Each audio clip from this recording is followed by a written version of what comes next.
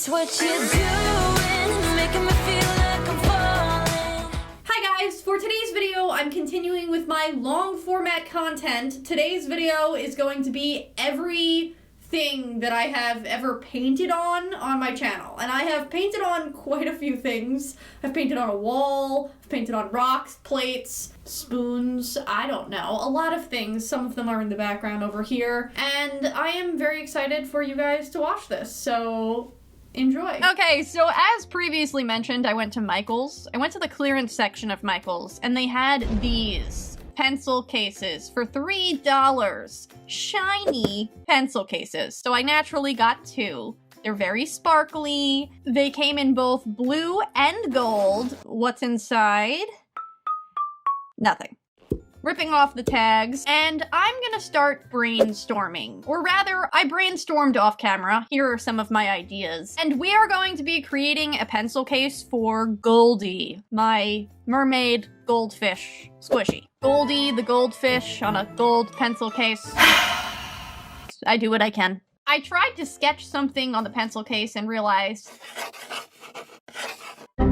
nothing was going to happen, and took out my white Angelus paint. The thing that attracted me to these pencil cases were, one, how big they were, but also how sparkly they were. So it's really important to me that I have at least some of the sparkle still showing. So I did decide to only paint a portion of the pencil case. Once I had that white base coat down, I was able to sketch out my design on the pencil case and really plan out what I was doing. And now it's time for my Angelus leather paint.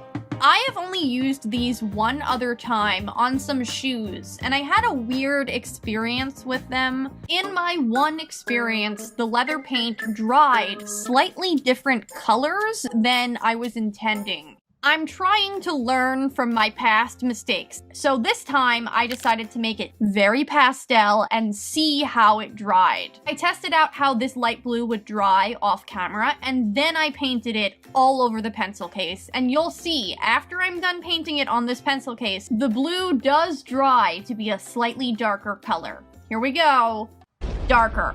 Okay, so now we need to mix together some of these colors for Goldie. I really wanted to get the colors exact. I mixed together some orange slowly and gently. I added some yellow in it. I also made the darker color for Goldie. Added a lot of yellow. And lastly, I mixed together some tan for Goldie's skin. I tried to create a brown color for the shading on her skin. More on that later. The first thing I did was give Goldie a nice coat of skin flesh so she doesn't look like she's a piece of paper in the wind. This process for filling in Goldie's features was actually quite stressful. Here's the thing. I did not mix enough of that blue color, the light blue background color, for me to make a drastic mistake. I thought I mixed enough paint, but I didn't really have a lot of the light blue left over by the time I was done painting the sea. And I really did not want to come into a situation where I had made a drastic mistake and then I had to do a touch-up with light blue, but I ran out of light blue. If you don't know this already about Angelus leather paint, it is notoriously hard to remix the paint to get the exact color. Therefore, when I was filling in these large sections of Goldie, like her skin, her hair, her mermaid tail, I was really making sure that I was painting slowly and coloring inside the lines, or painting inside the lines. I was not about to run out of light blue and have to repaint the whole ocean. Once Goldie's major features were blocked in, it was time for details. Details. These are my favorite part of any painting. However, the shading here for Goldie, this brown color, is just not correct. I don't like that at all. Not one bit. Goldie, you look like a robot right now. There's no other way to say it. Your head looks disconnected. This needs to be fixed. But it won't be fixed for a little bit, guys. I'm only pointing it out because I want you guys to know that I will change that and fix it before the end of the video. I'm adding some details to Goldie's mermaid tail. She had some hot pink and some orange scales It sounds wrong, but I believe it's correct. Goldie as a squishy also has a lot of blush on her cheeks, but they're not this neon. They're a little bit more faded, so I did have to work with it and kind of blend it until we were at a place where I was like, okay, I can live with these cheeks. Dipping into this darker blue color, and I started on the details for the ocean. I did not really get that far. I started on it, and then I was like, nope, I'm distracted, and you know what I'm gonna paint instead? Some goldfish. What? I know what you're thinking. Goldie? Why? Why would she be friends with a goldfish? That doesn't make any sense. I know. It's shocking. Just kidding. I don't think anyone is surprised that we're painting some goldfish that kind of honestly look like goldfish, the snacks. They don't look like real goldfish. They just look like snacks. But are they smiling back? Yes. Yes, they are smiling back.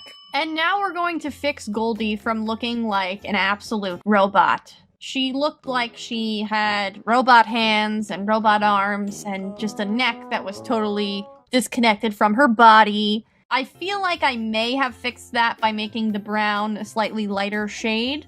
You tell me. Maybe this did absolutely nothing and I'm out of my mind. But I think it looks a lot better now that the brown has been lightened up. I gave Goldie some nice eyebrows that were freshly manicured. She looks like she's got some real nice, detailed eyebrows. Anyway, I added some pupils to Goldie's eyes, and I'd like everyone to notice that Goldie is looking down very kindly at her friends. Her goldfish friends, who are smiling back at her, waving hello. The gang's all here. We belong together, you know, because they're all goldfish. Or at least part goldfish. Yes, Goldie is mainly a mermaid, but she does have some goldfish ancestry. After that was done, I was ready to focus again on the details in the water. Part of the reason I stopped decorating the water and then moved on to the goldfish originally was because I felt like I didn't really have an idea for how I wanted to decorate the water. It was just this vast, open, blue blob.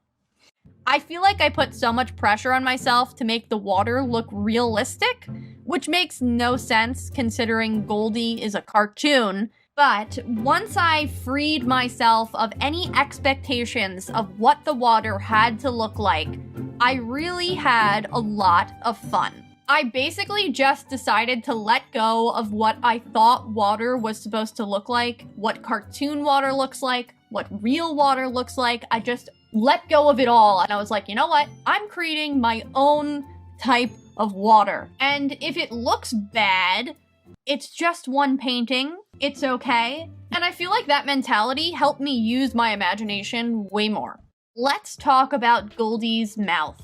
Her upper lip, specifically, was looking so large that I wanted to make her mouth bigger, but then I messed it up by adding too big of a tongue, and then I reshaped her mouth and added a new tongue, and we just had a whole load of issues with her mouth. Truthfully, upon reviewing the footage, I feel like I could have left her mouth alone, but it looks okay after as well. It's now time for some details on Goldie's outfit. So I added some shading to her headband, I added a tiny little heart in the center of her bikini top, as well as some little dots around the bikini top, and some extra shading to her stomach and around her bikini top. How many times can I say bikini top? Oh my gosh. She got some finishing highlights on her outfit, just around the rim of the mermaid tail, as well as the bikini top. Please stop. And one tiny highlight on her beautiful headband. It's time for the backside. Did you forget about this? Yes. I painted both the front and the back of both of these pencil cases. That is why this video really had to be split into two parts, because I was essentially creating 4 paintings. I put a lot of detail work into these paintings. I really got very into it, very invested in what I was creating, and it just took a really long time. I had a lot of footage, and I didn't want to give you a 40-minute video to watch. It's really for the best. After painting the blue base coat, I dipped into some orange and started painting on Goldie's mermaid tail. If you can't already tell, these two paintings are supposed to flow into each other. So on the back, we have the back of Goldie's mermaid tail, and then on the front, she's kind of swimming around and waving hello. I started off by painting these little diamonds in a checkered kind of fashion. A checkered fashion. That's a new one. You know what I mean. I was trying to create a checkerboard with these diamonds. I definitely did not create an exact checkerboard. They're a little messed up and wonky, but that's okay. It's a cartoon. It doesn't have to be exactly geometrical. It can be like a fun stylistic choice. It kind of is. And last but certainly not least, we did my decorations in the water. I know that this is just water and people make water all the time, but I am specifically very happy with this water because I feel like I was able to really use my imagination. I just feel like I may have created my own type of cartoon style here, and that is basically why I'm happy with it. I look at it and I go, yeah, you know what? I thought of that on my own and I really like the way it looks, and I could see myself like even creating water like this again in the future, and that is something that is very exciting to me. I signed my signature on the bottom right corner of the back of the pencil case, and here is what the final thing turned out looking like. We have the front of the pencil case with Goldie waving hello to her goldfish friends. Maybe I'm just being too excited about it, but I really love the way this one turned out. I think Goldie looks so cute. I love how sparkly and fun the water looks. I love the colors. And then we also have the back of the pencil case where we have the rest of Goldie's mermaid tail. Overall, I just had so much fun using the Angelus leather paint, and I didn't realize how invested I would get in this project. I'm a leather paint convert now. I love it. Here is the front of the pencil case and the back of the pencil case. And wait, hold on. We have someone inside the pencil case. Goldie, how did you get in there? Okay, here is my blue sparkly pencil case and the strawberry frosted bunny that I have painted in a squishy makeover. I thought this would be the perfect squishy to create a fun strawberry frosted design with. The first thing I need is my white Angelus leather paint. Here we are. You can see on the pencil case there are some very deeply carved lines. I tried to sketch my concept onto the pencil case, but then I quickly switched to the white paint because it just worked better with the pencil. Along with helping me to plan my design, the white paint also served as a base coat. I figured if I put 2 coats of the white paint and made it as non-see-through as possible, then I would have to put less coats of the colored paint on top of it. That turned out to not be correct. And here we have my freshly mixed aquamarine. A perfect match. Look at that. I love to see it. I don't know if I've ever mentioned this before, but for some reason, I really obsess about getting a perfect color match when I'm mixing paints. I especially get really frustrated with my squishies when they're not matching perfectly and they're supposed to be in a set. For example, Chip was this tan color, and then when I made Chip's counterpart Cherry, her tan color is just not the same tan, and it drives me absolutely crazy. And then to make matters even worse, their baby Cindy, her tan color is a third different tan color. This is something that in the moment, I didn't realize it would upset me so much. But as I was editing my videos and watching them back and looking at Chip and Cherry and Cindy together, it drives me absolutely crazy that their tan colors are not the same exact tan color. And I will not do this to myself ever again. I need the colors to match exactly. And that is why I devoted myself to a painstaking process of mixing until I got an exact match. I could cry. I'm clearly struggling to open this very black paint. Oh my gosh. If you look inside my colors, there's one color that I'm actually missing. Can you spot it? It is a real pink. Yeah, like a true pink is not really here. We have a light pink, but no real pink. So I bought it. Well, there's actually two things in this package. One of them is not for this video. Those white crayons can get out of here. And we have the hot pink. When they say neon, they do not mess around. This stuff is really neon. It was so bright that I had to tone it down a bit with a lot of white, but this shade of pink was not an exact match. So I added in some purple in the shade lilac. Once I mixed that in, we got an exact match to my strawberry frosting, and it was time to paint the strawberry frosting on this pencil case. Now you might be asking yourself, why strawberry? Why didn't you pick vanilla or chocolate? On a first glance, the answer might be really simple. Strawberry frosted donuts are just my favorite type of donut. And hey, that answer would be true. I am a fan of strawberry frosted donuts. They are my favorite type of donut. But guys, the real reason I picked strawberry frosting is actually a lot different. It involves a different story. I think a strawberry frosted donut is a weird choice. Usually when I ask people what their favorite donut is, they'll usually say a Boston cream, or they'll say a chocolate frosted donut. But I actually have a secret. I had a terrible experience with chocolate frosting, and I can't eat it. What? No, you heard me right. I genuinely cannot eat chocolate icing. It makes me feel sick. In kindergarten, I actually loved chocolate frosting. I loved it a lot, but that sadly all changed one momentous, fateful day. I was eating my lunch, like any good little kindergartner does.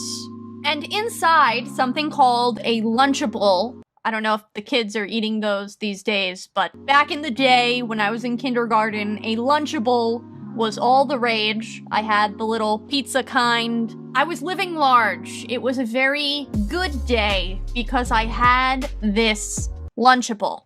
Things quickly went south. Inside the Lunchables, they always give you a Special dessert. The dessert was a brownie with some chocolate frosting on top. They specifically give you a separate packet of this hot fudge type of chocolate frosting that you can apply liberally to the brownie.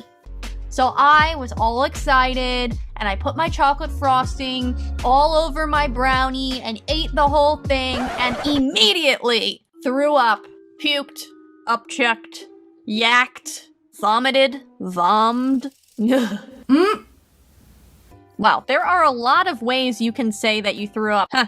Everyone comment down below your favorite way that you can say that you threw up in class. Yes, I was that kid in elementary school that randomly threw up and everyone was like, huh, that kid just threw up. Oh well. Back to my crayons. It's funny how, like, no one actually cares in elementary school. People are just, like, throwing up left and right, and everyone's just like, I guess that's normal. What's honestly worse were the kids that would throw up on the bus. You know who you are if you've thrown up on the bus. The smell alone. I'm getting off topic. Anyway, did I just have a stomach bug? Probably. But ever since that moment where I threw up in class, got really sick, got sent home from eating chocolate frosting, I have not been able to eat it. Chocolate frosting is disgusting to me, personally. And let me be clear here, my problem is very specifically only with chocolate frosting.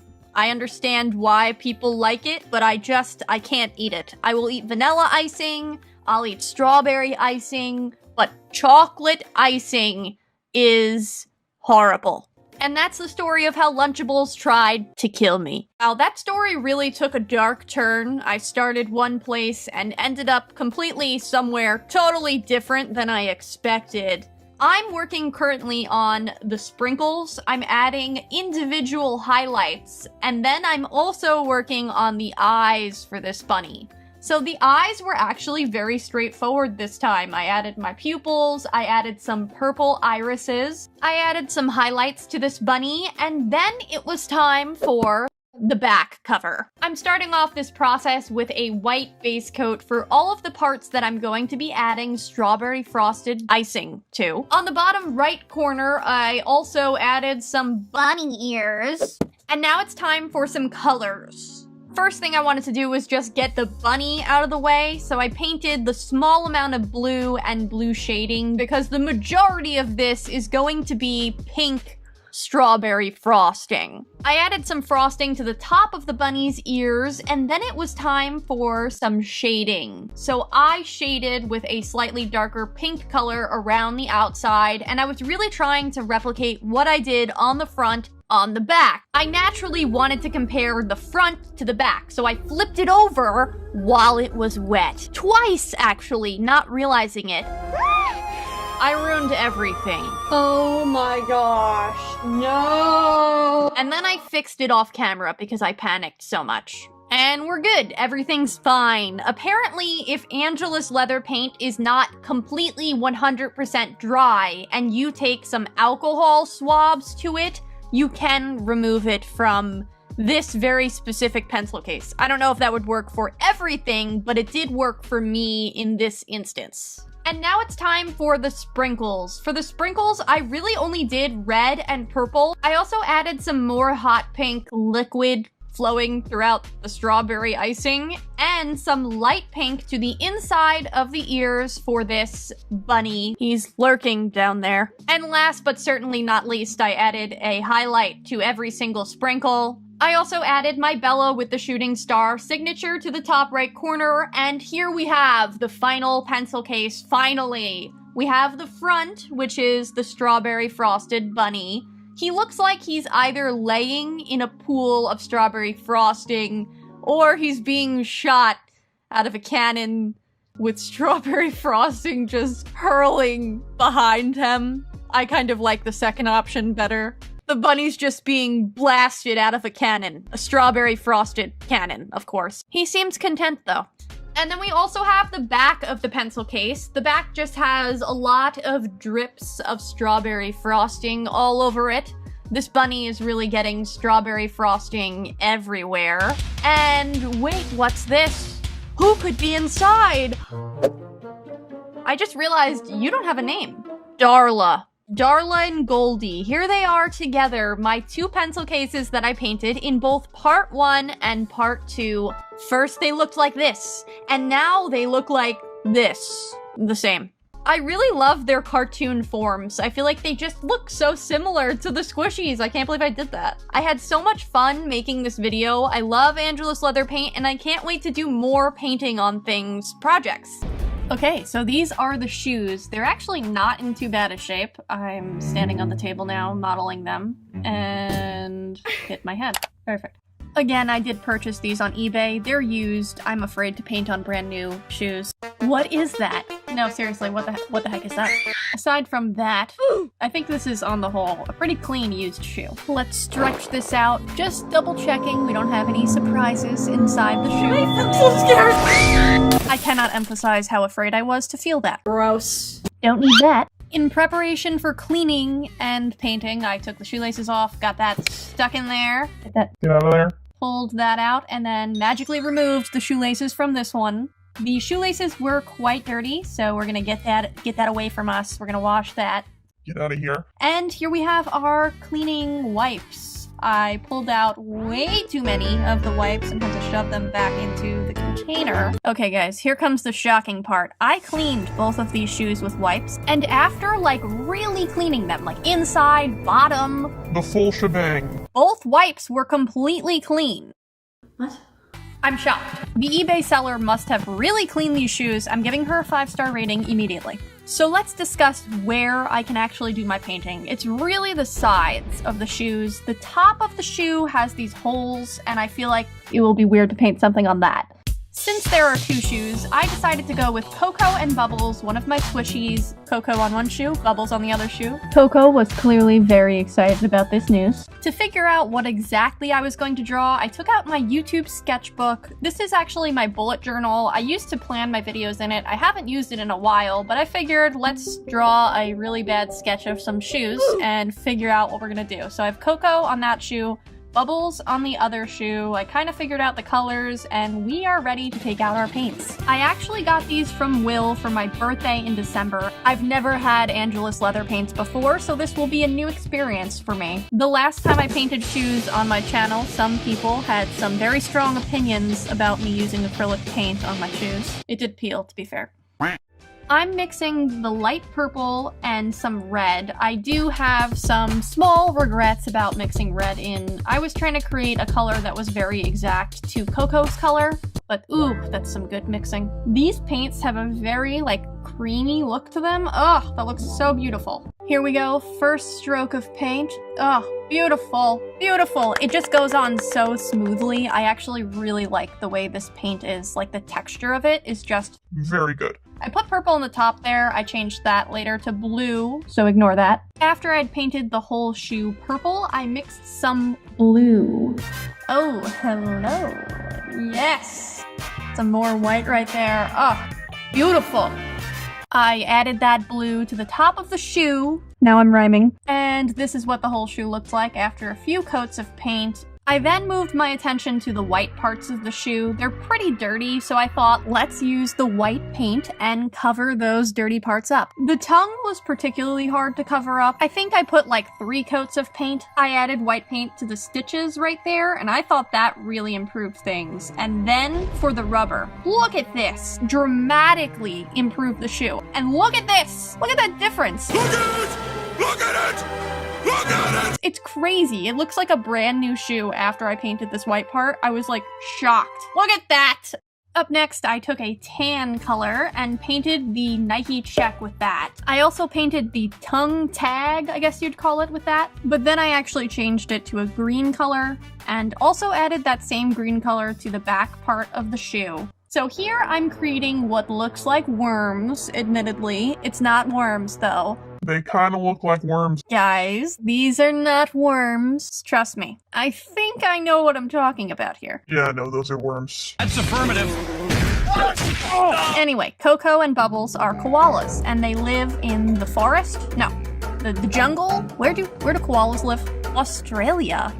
Forest and woodland communities. Now I feel dumb. Well, I do know that they have branches with leaves around them because they're koalas. I painted the air symbol with blue because the other shoe is going to be blue. Spoiler. I may regret this a little, but I did paint this brown, so that's that. And now the shoe is all prepped and ready for Bubbles to be painted on the back of the shoe right there on the heel. Coco, the heck are you doing here? I actually created a sticker as well as some sweatshirts and t-shirts, and I just wanted you guys to know Coco merch is a thing. Seaford merch is also still up there. If you guys do get the merch, send me a picture. I love seeing you guys. I actually really like the sticker because it doesn't get ruined by liquids. It has a good protective coating on it.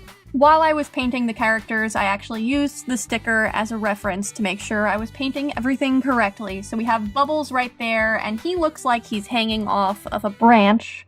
He's no longer on his mother's back. Now he's on the branch. Notice I added 3 leaves to the top of the branch because Bubbles is holding 3 leaves. Details, they're important. I actually really enjoy the part of the video where I get to paint the characters and add all the shading and the details in, and everything comes together at the last minute. No. This is Bubbles, and I also added my signature, which is Bella with a shooting star, and the B is like a heart. And we're moving on to the next shoe. Since I painted the other shoe purple to represent Coco, I decided to paint this shoe blue to represent Bubbles. I do feel it is briefly necessary to explain why I chose light blue for Bubbles and not the greenish blue color that Bubbles actually is. And the answer to that is because I did not know how Angelus leather paints worked. To me, the turquoise color looked a little more green before I mixed the white in, so I assumed it would dry that color, but it did not. None of the colors actually dried the color that I painted them. They all looked darker or like a slightly different hue when they dried, and that is a very long way of me saying that I don't really like some of the color choices that I made. But I am not going to blame myself. Why would I do that? I'm going to blame Angelus leather paints and the way they dry. Thank you. Anyway, so I did do the branches in the same way that I did the other shoe because I wanted them to look like they go together. I also painted the Nike Air logo purple to match the other purple shoe. The logo on the back of the shoe was painted green, and I still regret it. And now we're ready to paint the loving mother, Coco, onto the back of the shoe. I did struggle with the placement of Coco quite a bit. I ended up just choosing to do like the top half of her, like the shoulders. I didn't have really any issues with the face and the shading. I liked that. But what I had an issue with was actually Coco's necklace. So she has like a branch necklace around her neck, but I could not connect that to the branch she was holding because then it looks like she's being Choked. So that's why that looks like that. I added my Bella signature with the shooting star to the back of the heel, and once everything had been painted, it was time to lace up the shoes. So we're going back to our purple bubbles shoe, lacing those bad boys up, and we're on to the blue shoe, lacing those up with a cool transition. And there we have the fully laced blue Coco shoe. Here they are together. You can see that Coco and Bubbles are looking at each other very lovingly. We have the before and the after. I am hesitant to say that this is my favorite transformation I've ever done, but I will say I do think it is an improvement from the white shoes because those were really dirty and looked kind of gross. I do enjoy that they're different colors and they kind of like, they look like they go together, but they're also different. I didn't want to paint the same thing twice, so that's why I did that like that. I also felt compelled to put them on and show them off, even though they're not the right. I don't know what I'm doing. This is really bad modeling. Coco, that's you, but stronger. Alright, I'm 26, guys. Nothing to see here. Anyway.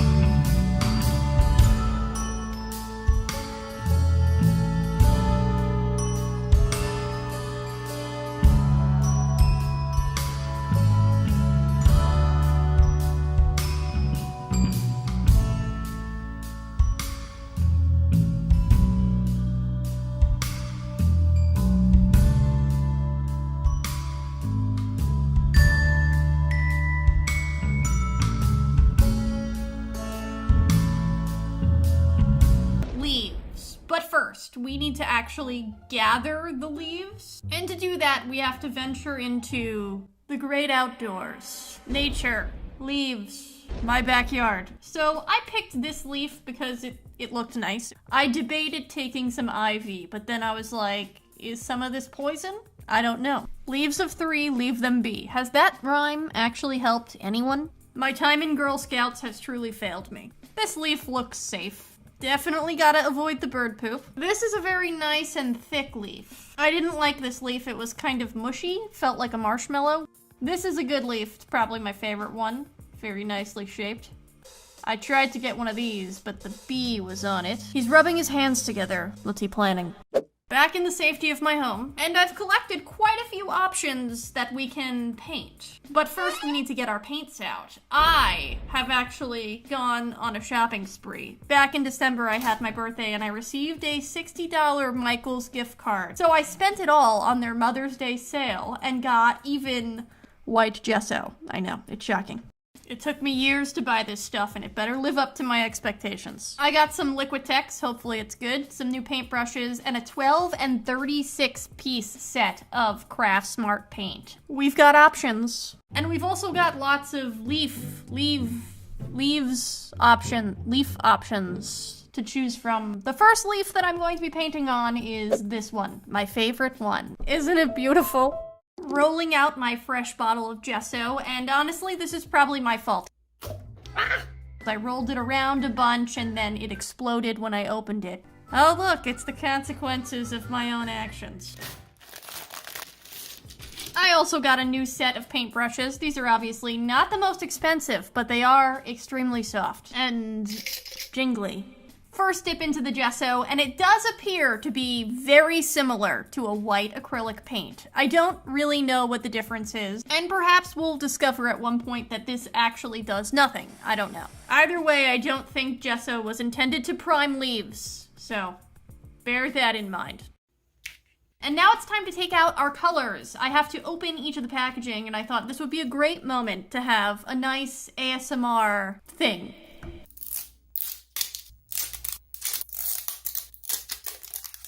Pleasant. And here we have all of the plastic. We have a lot of paints that we can actually choose from, and in order for me to make an informed decision, I like to actually put a little dot of the paint color on top of each of the caps. This allows me to see the paint color from all angles, actually see what the paint looks like when it dries, and it also is going to help me decide which color I want to use on my first leaf, because we have a lot of options at the moment.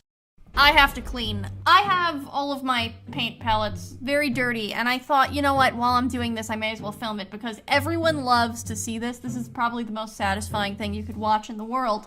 All I did was let my paint palettes sit in some very hot water, and then we had a lot of very nice paint boogers. They were very fun to peel, especially this giant one. What the heck is this? Oh, delicious. I have little tiny ones that scrape off really easily, others plucked right out, and this yellow one, oh, glorious. Look how big that is. The rest of it I cleaned off with a sponge, which is no fun. And here we have all of my clean paint palettes, and we can finally choose a set of colors to paint our leaf. I chose this array of colors, and we're finally ready to take out the leaf. The first color I'm using is this very bright turquoise color. It dries even brighter than you would think it dries. I absolutely love it. I'm obsessed.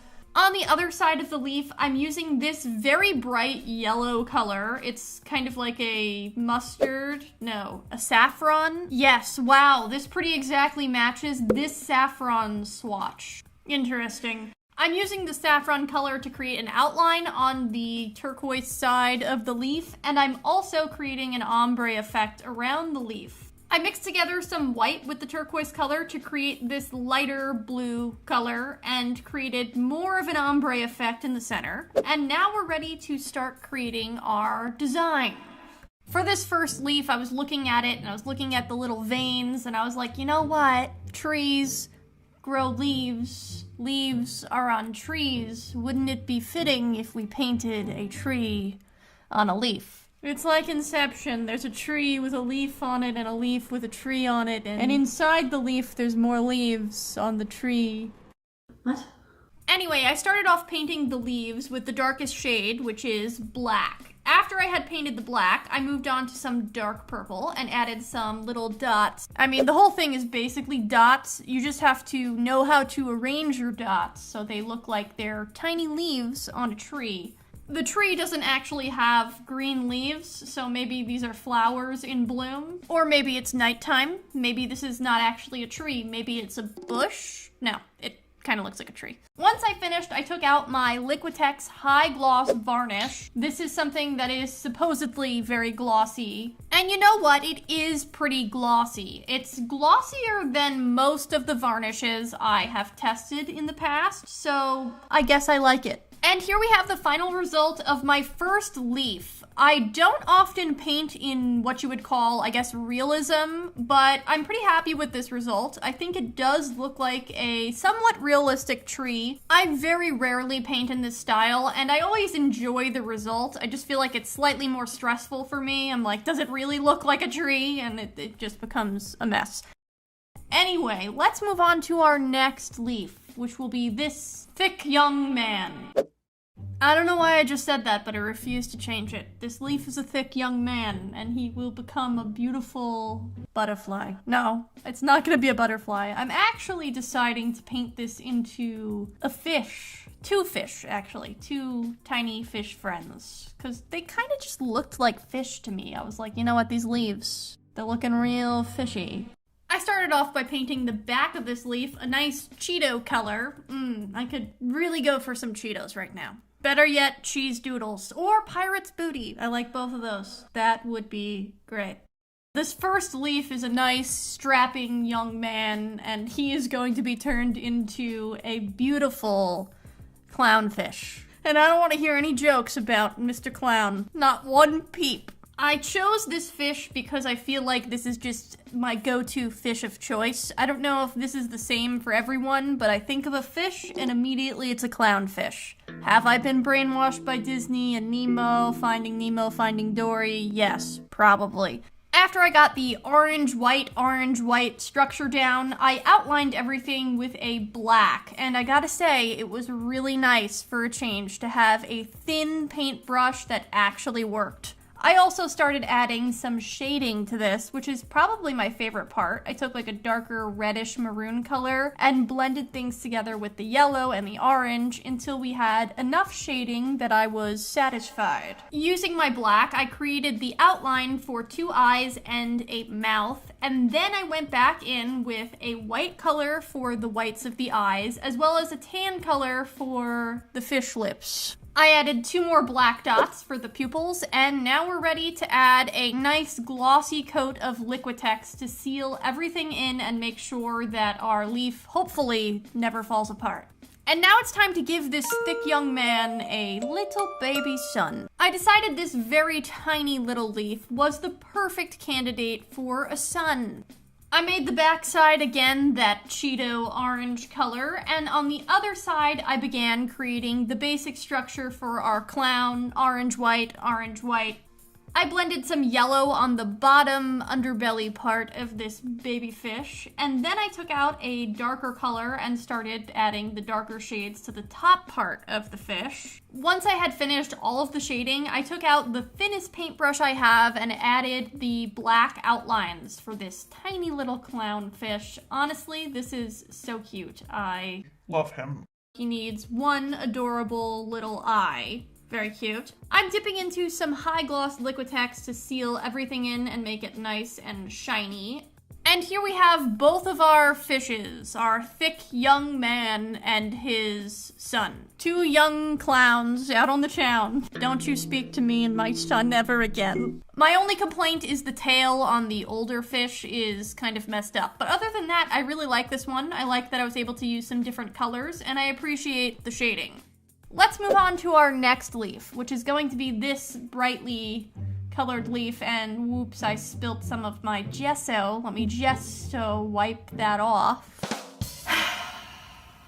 after I've painted a nice coat of this white gesso onto our leaf, it's time to take out my colors, which are going to be these pastel colors. We're not going to get through all of the paints in this video, but I was trying to test out as many colors as possible. I have 36 plus 12, which is 48 new paint colors to try, and I'm very excited about it. For this leaf, I wanted to do something fun, so I decided to just create a fun rainbow outline with the pastel colors so I can really see how they look when you paint them together, how they dry.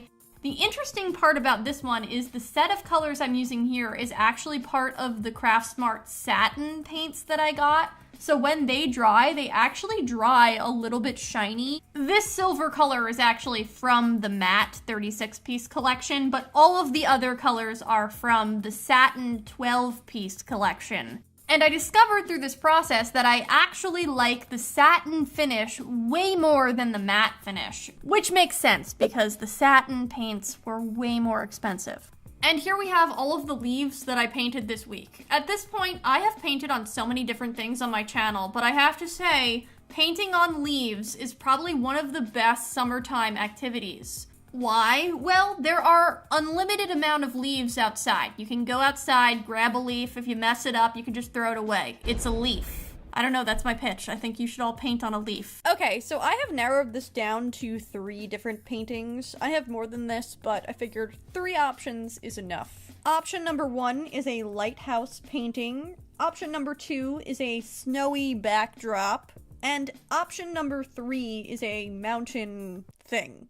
All 3 of these options are kind of bad for different reasons. The snow scene doesn't have enough going on. The mountain range has trees that are black, which is boring, and the lighthouse scene's sky is just not blended properly. There are 3 really solid options here, but for this first episode of fixing my paint night paintings, I have to choose one. The lighthouse. I chose this one because I felt like it was the most interesting. I feel like I like the colors, but I could change them up. The sky is definitely not blended properly. There's even a black dot randomly in the middle of the sky. I also feel like the lighthouse was painted very badly, and there are just a lot of things that I feel like I can fix. I have a vision. You'll notice that this is actually a very long canvas, and it doesn't all fit in my shot at once. So I did kind of have to focus on the sky first, and then the water second. I realize I think I gave an improper explanation of what paint night actually is. So in case you don't know what it is at all, picture this. You and your group of friends go out to a paint night. You go into this room. It has a painting that everyone in the group is going to paint. There's an instructor, and there's a step-by-step tutorial process that you and your group will go through with the instructor. They supply all the materials, the canvas, the painting, the water, the paintbrushes, etc. Sometimes there's even food and drinks there. It's really a social experience. I've done it for my mom's birthday, I've done it for my bachelorette party, or it could even be a date night. I went for Valentine's Day one time. Because this is really intended to be a social experience, the painting results are often subpar. The thing you're trying to paint is usually very simple. The instructor has to be able to tell you and a group of 20 people how to recreate this painting, and you only have 3 hours to do it. The results are not going to be masterpieces, and you kind of know that going in. It's more for like talking with your friends and also doing something artistic while you eat. But I cannot do anything casually. I take everything to an extreme and have to make everything perfect at all times. So when I do a paint night, I actually take it very seriously, and I really look at the instructions that are going on with the instructor, and I kind of do my own interpretation. I think we've learned from my Finishing Childhood Art Kits series that I do not like instructions. I hate reading them, I hate following them. I like to figure it out on my own, and even with a paint night, where the sole purpose of the event is to follow the instructions, I find myself going, no, that's not the right order to do that, or no, this color would look better. I go to paint night tutorials and I follow barely any of the instructions. And I have to say, that is the most fun part of paint night for me. I go, ooh, You guys are painting the trees. Well, guess what? I'm painting the sky first. I'm having a great time not following the instructions. So fun. Instructions are more like suggestions in my mind. It's a great time. I'd like to move our attention back to the painting that I'm painting right here. You'll notice that it's not quite put together yet. And the only thing I ask of you is to please reserve judgment until it is further along in the process. When I paint, I like to move around a lot. I don't focus on one area for too long. I like to repaint things and reinterpret them and try to see, okay, how is this really looking? Is it good? Is it not good? And this is just it's not done yet. I don't know if this process of circling around things is the proper way to do things. Outside of like elementary school art classes, I truly have had absolutely no painting classes. I really think I've just winged painting and somehow it ends up looking okay. And I like to give a disclaimer about that because people can be harsh sometimes. And I'm just out here having fun making a painting. So please be nice to me. I had a vision in my head of like this really nice pink and purple sunset kind of scene on the water. It's a lighthouse. Obviously, it's on the water. Oh, a lighthouse. I think I originally painted this painting with my friends because lighthouses are like a thing on Long Island. I don't know if it's actually a thing to other people. Maybe it's just a thing I've noticed. But there are a bunch of lighthouses around on the water. For example, the Montauk Lighthouse. I don't know. There's just different lighthouses, and there's certain people that decorate their homes with a lot of lighthouse stuff, and I'm not even against it. Honestly, I love the lighthouse theme. If we have a bathroom that has a lighthouse theme, I think that's quite fun. I have gone so far off topic, I don't know even how I can regain focus. I want it to look like the waves are crashing into the lighthouse. And this is honestly quite messy right now, but I promise it'll get better. I just had to build a lot of the paint colors. I also focused on the water in the back and started adding a bunch of little tiny lines to create different colors and textures in the water. Because the sun is setting on the right side of the lighthouse, you'll notice that the water is more yellow on the right and more purple and blue on the left. After messing with the water for quite a while, I moved on to the lighthouse. I started sketching out the new shape for the lighthouse using this red color. I figured that would be a good base color to build off of because the sun is setting, everything's very warm, and I can always add colors on top. Then I started to do the shading. I went with a purpley gray color that kind of matches the sky for the left side of the lighthouse. This is the side that is in darkness and is not really getting the sun hitting it. On the right side, I started putting some of a red, white, creamy kind of color because that is going to be reflecting the sun. I also started working on the light inside the lighthouse. I suppose this is more of an old-fashioned lighthouse where there's an actual fire inside. I think nowadays they just put an electric light bulb, but this is a fire. On the right side, I added a white line to emphasize how bright that back side really is, and I blended it out. Once that was done, I dipped into some black and started painting a big area of black over some of my waves. All that work for nothing. Just kidding. This was a necessary step because the lighthouse cannot be just like floating in the middle of the ocean, or at least I don't think it can be. In my opinion, I feel like the lighthouse should be on some kind of land mass. So I decided to create a bunch of rocks. I feel like a rocky water area is often common around lighthouses, so this fits. I started off painting the rocks using my paintbrush, and I was feeling like the rocks were looking way too smooth. They have more texture usually. So I started using this tool. I don't know what this tool is called. Just Googled it. Apparently it's called an artist's knife. Regardless, it helps me create some texture on the rocks. Once the brown was done, I added some yellow to the rocks to kind of make it look like the sunset was reflecting off of them. I also added some black and purple to the left side of the rocks to create some more shading. Now I'm going back to the lighthouse to add some more details. The fire needs to be encased in some type of like glass or like I don't know, metal bars. I personally feel like this looks like a birdhouse when it's done, but you know, I tried my best. After adding the initial black lines, I also added a bunch of shading and lines to make it look like, wow, this fire is really smoky and mysterious inside there. I also added some metal bars around the outside rim of the lighthouse so that people will not be able to fall off if they do go up to the top. On the bottom part of the lighthouse, I added some crevices and lines to make it look like it's very weathered from the salt water that is repeatedly hitting it over time. It just becomes very old and has a lot of different marks on it. I also added a tiny little window on the side of the lighthouse. After that, I went back to the waves and I added a bunch of white dots and splashes to really make it look like the waves are hitting the rocks and even the lighthouse. In the back, we have a small peninsula as well. I signed my signature on the bottom right corner, and here we have the side-by-side comparison of the before and the after. I am so happy with this result. I feel like I really did fix my paint night painting. I like that I was able to keep the placement of all of the objects. Like, I kept the placement of the lighthouse, I kept the sunset, and kept the sun in the same spot. But I also kind of changed up the colors. I really changed the way the water looked, added the rocks, and I feel like it really came together. Here we have our very big stack of CDs. They are very reflective.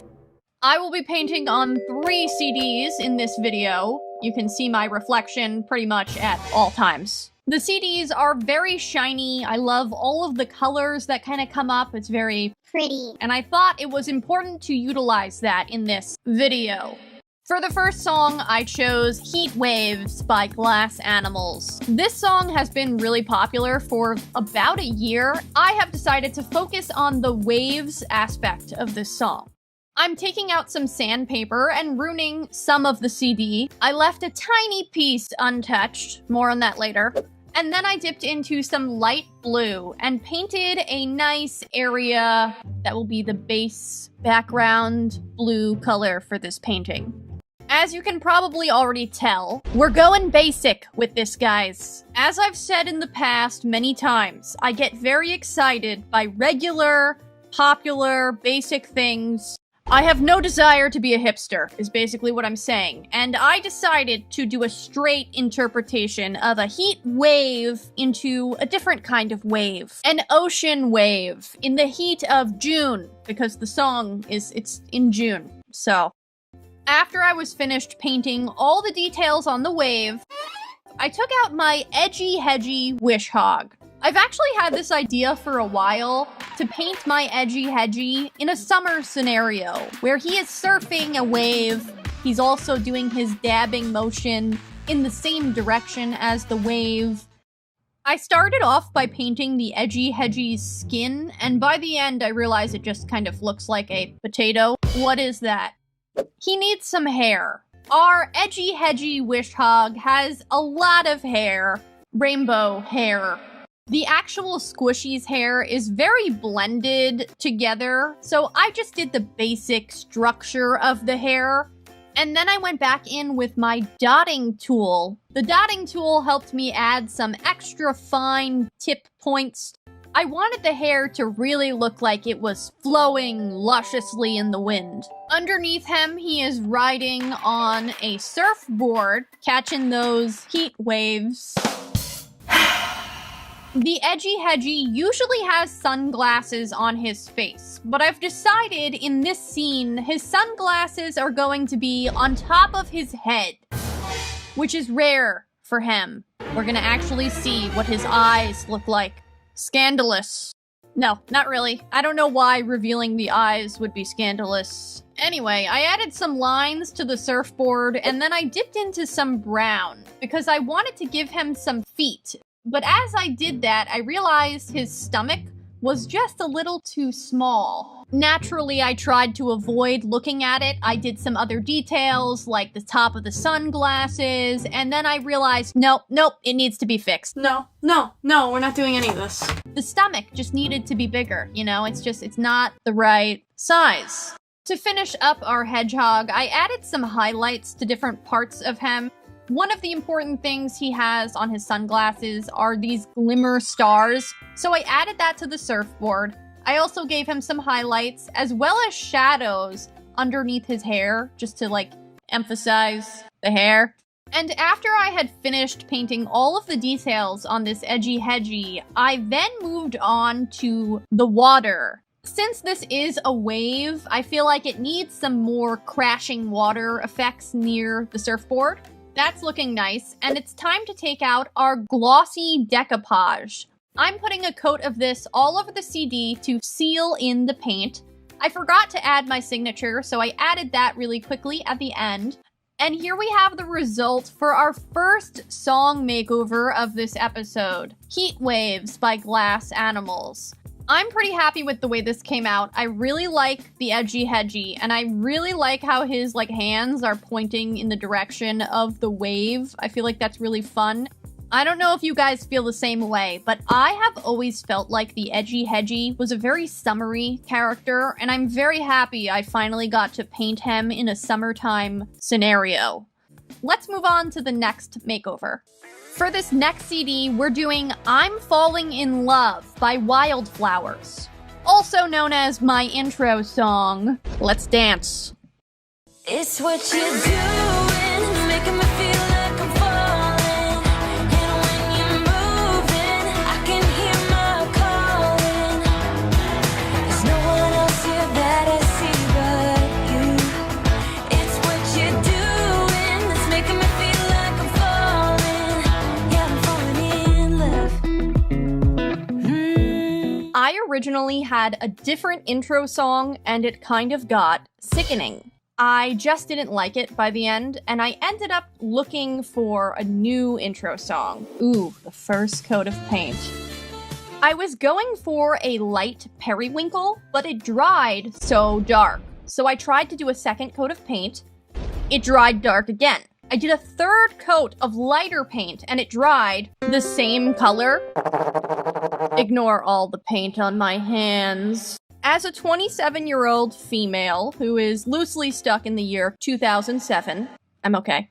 I find that even in my adult life, I pretty consistently evaluate things based on the following question. Is this Hannah Montana good? Which I realize is not really a complete sentence, but if you are around my age, you get it. But for the youngins who don't really understand the gravity of Hannah Montana, let me just briefly explain. Her clothes, the coolest thing I had ever seen. Her closet, Magnificat. Her songs, music to my young ears. Literally.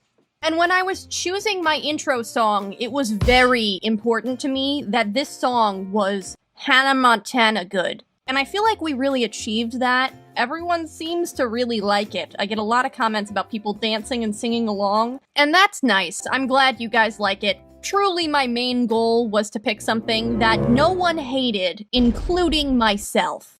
Every single time I hear it, and I have to hear it probably the most, because I'm constantly editing videos with the song in it, I never get sick of it. I love it. I'm always singing and dancing to it, and that was really the goal, to just not irritate myself. I ask for so little. As for the actual painting of this CD, the purpose of this video, to paint the CD, I really wanted the art to look like my channel art. I have a lot of cute doodles that are very 2000s-esque. I'm a 2000s gal, and I also have a bunch of letter cutouts that spell Bellamena, which is also a 2000s thing.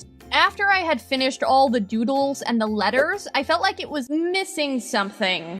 I know what it needs. Some curvy stripes and lines that really bring things together. On the right side, I started off with pink, green, and white stripe curvy lines. I really liked this, and I felt like it added a lot, but it felt unbalanced.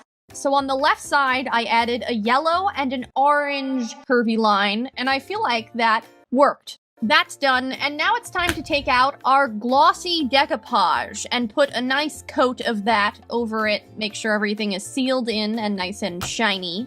And here we have the final result for our Bellamena intro song CD. I love the way this came out. I know it's pretty simple, but honestly, I love all the colors and how fun it looks. I feel like it really gives off my channel's vibe, so I like that. Let's move on to the next song.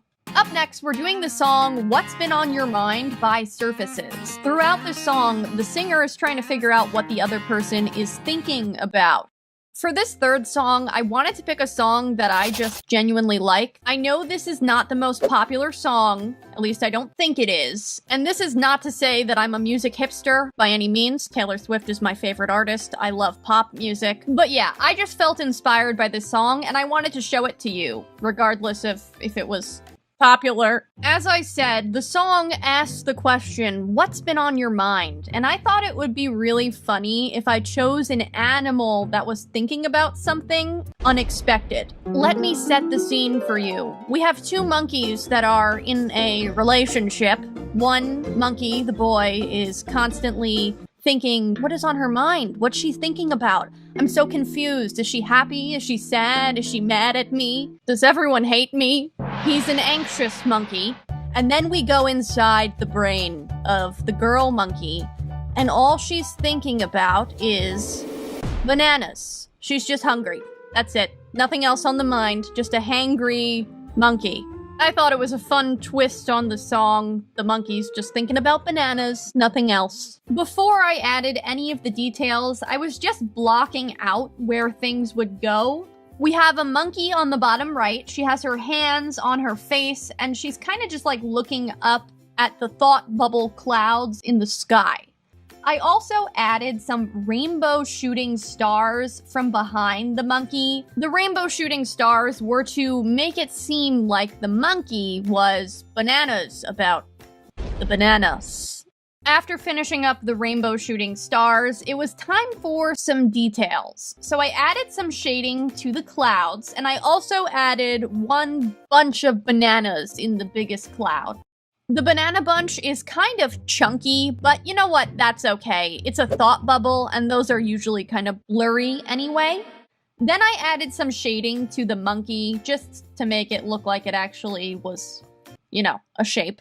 I also added some pupils to the eyes. You'll notice I put a little yellow dot in the eye because it's looking at a banana. And then I'm adding some highlights to different parts of this thing just to make everything look a little bit more shiny. And then I added a bunch of little white stars to the sky. I wanted it to look more like a daydream. I may have gone overboard with this. Oh well. And now we're taking out our glossy decoupage. I'm giving a nice coat of this glossy decoupage and adding my signature. Forgot that. And now we're finally finished with this What's Been on Your Mind monkey CD. I love it. I don't know, guys. There's just something about this monkey. I find it very cute. I love the color scheme. I love the eyes. I even love the ridiculously large ears. The whole thing. Yes. Who's a cute little monkey? Someone get this monkey a bunch of bananas. Stat. And here we have all three of the song makeovers that I did for this episode of Song Makeovers. We have my intro song, What's Been on Your Mind by Surfaces, and Heat Waves by Glass Animals. If you'd like to see more videos like this, I do have two videos that are kind of similar. I painted on CDs, and I also did song makeovers in a different video. And if you want me to make more, well, I'm not really sure if you guys want me to do more of these or you want to do other things. I don't know what's going on, guys. I will be customizing this very square wooden cube. I saw this cube and I immediately thought, this would be fun to paint. Like most cubes, it has 6 different sides to it, which means there are 6 different surfaces to paint things on. So many possibilities. The sticker was actually surprisingly easy to peel off with one hand, but hard to get off my fingertips. I truly hate when they put stickers on things. It ruins everything, all the time, forever. The cube did come out unscathed this time, but honestly, we should just ban stickers. Who's with me? The first step in this process is to paint a white base coat on top of our cube. I'm using this very large quart of white paint that I got from Michael's. It seems like an unnecessarily large amount of white paint, but I like it because I can use as much white paint as I want and never really feel bad about it, because it only costs $10 anyway. I painted everywhere on the cube except where my fingers were, dried that off and flipped it around, and then painted the rest of the cube white. I know this type of wood soaks up a lot of paint, so the white base coat helps me to not have to layer as many coats of paint later. Here we have it once it's all white. It's basically gone. Disappeared. Poof. Where'd it go? I can't find it. I don't see it. Oh, there it is. I've mixed together some red, orange, yellow, blue, green, and purple. Ignore the colors that are slightly contaminated. It was a result of the thumbnail. This was an unnecessarily large amount of paint to mix together. I usually don't do this, but we're gonna choose just 3 colors. I'm calling this color combination Melon Punch, because I feel like that's what it looks like. This lime color I really like, actually, and I painted this on 2 sides of the cube. As we've been over, every cube has 6 sides, so I painted one side green, and then the side directly opposite to that I also painted green. This means there's a total of 2 green sides. And there are 2 more groups of 2. Am I doing the Common Core math correctly? I think I am. I never took Common Core math, but I think I just did it right. There's 3 groups of 2 on a cube. My sister actually teaches math in this way, and she has explained it to me, and I always am absolutely befuddled. I was a math major in college, never learned it this way, and I do not understand. I don't know that way. Why would they change math? Math is math. okay, Math Dad. is math. Anyway, for our third group of 2, there is this yellow color, and when I painted it, I went, that's a little too cold. I continued and it said, no, we need a warmer yellow. Just slightly, a little warmer. And you can see here, this is a little warmer. You see the difference, right? The warmer color just matches better with the warm green and the warm orangey color. It just goes together. We can't have a cool yellow with 2 warm colors. Everything would devolve into chaos. My Melon Punch cube is done, and now it's time to figure out what I'm actually going to paint on all 6 of these sides. Up first, I'm taking out this cream Posca paint pen. I decided that I wanted to take this opportunity to create 6 different characters on each side of the cube. I figured if I'm gonna draw 6 small little things, I may as well create some characters and have some fun with it. So on this side, I used the cream first to sketch everything out and then colored in the fur for this bunny. I feel like whenever I have a blank surface and I don't know what to draw, I draw a bunny. Some people draw bears, some people draw dogs. I usually resort to a bunny rabbit first. That's just always my go-to. Draw a bunny, because I know how to draw that, and they always look so cute. I actually used to really want bunnies as a pet. I remember begging my mom for bunnies until she finally said, you know they smell pretty bad if you don't clean it properly. And then I went over my friend's house who had bunnies, and I don't know if they cleaned the area properly, but it smelled really bad, and I realized, oh my gosh, my mom is right. And I never asked for bunnies again, because I was like, I don't want to deal with all this bunny stuff. But bunnies are very cute, and I'm sorry if you have a bunny rabbit, I'm sure he smells very nice. This bunny rabbit has some nice eyelashes and a bow, and her name is Clementine, because she has an orange bow. I like that. Rather than using white and black for shading, I decided to use cream and brown because I really wanted to stick to just like warmer, more muted colors for this whole cube. I added some finishing whiskers, and that's about it for our little Clementine. Let's move on to the next side of this cube. For this side, I wanted to use my green Posca paint pen to create an animal that had green fur. Yes, it's not realistic, but I thought it would be cute if we could make a green penguin. When we think of penguins, we often think of pygmy penguins, the little tiny penguins that are very small and they waddle around. However, I recently learned that that is not always the case. When I went on my honeymoon, we went to Myrtle Beach, and we went to the Ripley's Aquarium, and they had a wall where it showed all of the penguins and their actual size, and there are some penguins that literally get up to 3 or 4 feet, the size of a toddler. That's like some Pokemon stuff, okay? They are huge in real life. Not Olive, though. She's a pygmy penguin, very small. Let's move on to another side of the cube. I'm using the light green Posca paint pen again for this side, and this is the second tangerine surface. This specific shade of green really reminds me of a frog, so I just had to do it. I feel like the name we give this frog has to have a strong use of the letter F, like Fred, or Franklin, or Jeff. Maybe Jeff. No, I feel like Fred. Fred the frog. Honey, have you Fred the frog today? Don't let him starve. I'll stop. Fred is a little lumpy, but I feel like all frogs are. Let's move on to the next side. This is probably one of my favorite sides, actually. I just love the expression on this cute little panda bear. Well, he's not a panda yet. I've painted him cream, and now we need the second color, which I've chosen to be orange. I feel like every time I say the word orange on YouTube, I almost always get at least a few comments saying, "Why are you saying orange? My ears, they're bleeding!" And it's an accent. Several places in the US people say orange. I am one of those locations. I am so sorry. I love this bear because I feel like he just looks so excited. Why is he so happy? I don't know. Maybe he just saw some kind of tangerine, and that is why we are calling him Tang. Like tangerine. Moving on to one of the two yellow sides, I'm using the orange Posca paint pen, and I'm sketching out my character. This character is a bit of an odd, random choice, but I actually really like axolotls. When I first made a video involving an axolotl, I said it wrong, and everyone corrected me, and since then I think I have said it correctly. I hope I'm saying it right, but I think at first I was saying like axolotl, I think I said, and that was wrong, and everyone told me it was actually axolotl. So, people can change. If I can learn how to say axolotl, you can do anything. Right now our axolotl is looking a lot like a scribbled bug.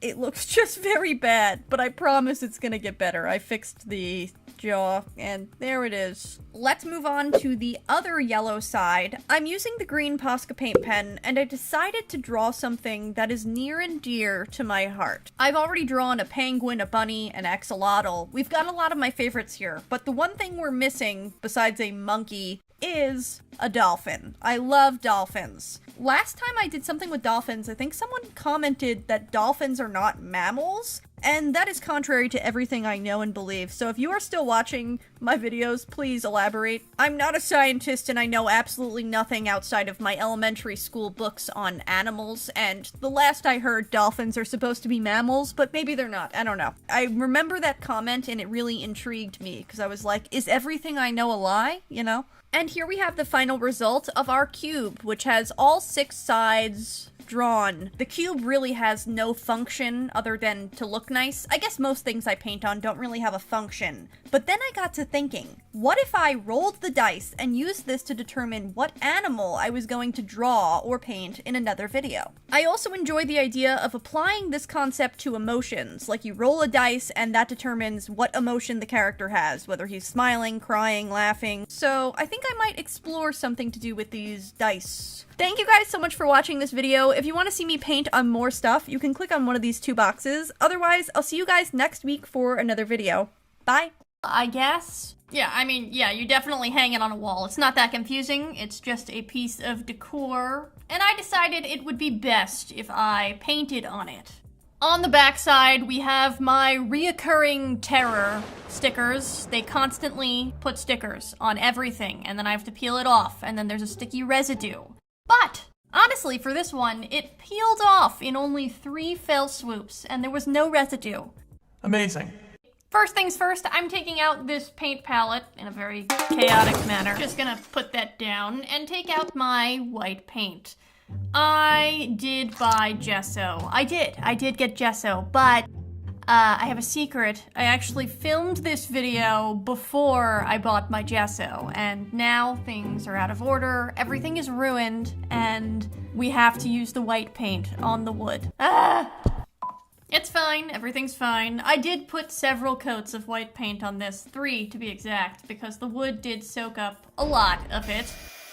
After I had finished drying the front side of this with my heat gun, I flipped it over and decided that the string attachment needs to go. I don't particularly like the way that this arrow is supposed to be hung. I'm not into the weird yarn hay thing we have going on. So I did decide to go through the strenuous battle of removing it. I had to use my scissor, these pliers. Are these pliers? I don't even know. Truthfully, I took this from my husband's toolbox. I said, this will probably work, and I don't know the name of it. Okay, I googled it, and it is a plier, so I was right. Removing these little staples was probably the hardest part of this, but also the most satisfying. It just made you feel like you were pulling a really long, ingrown hair out of something, which is always extremely satisfying. Am I right, guys? Guys? Hello? Pulling these out, of course, did leave some holes and a little bit of a dent, so I took out my sandpaper and sanded it down until it was kind of smooth. I also made sure I sanded the edges of the arrow because this is cheap wood and it had some splinters coming off of it. Aggressively dipped into some more white paint. What is happening? And then I was ready to finally put my 3 coats of white paint on the backside of the arrow. As I'm painting this, you can see that there is a tiny indentation where the staples were pulled out, but it's not too bad and it'll be on the back anyway. Everything's white and we're ready for our colors. This is the color scheme I have decided to go for this arrow. The first color I'm starting off with is this very light, pale, baby blue color. Or maybe it's a sky blue, a powder blue. I feel like powder blue is the best name for this. Why do I struggle with naming colors all the time? Regardless, it took 2 coats of paint for the powder blue to be totally solid. Looks like we got some nice coverage there. I'm taking out my pencil so I can sketch out a design. I decided to go with a flower theme. To be more specific, I'm drawing lilies all over this arrow, and I'm really trying to space them out so they look like spaced well. I don't know. But yeah, I guess I do like the spacing.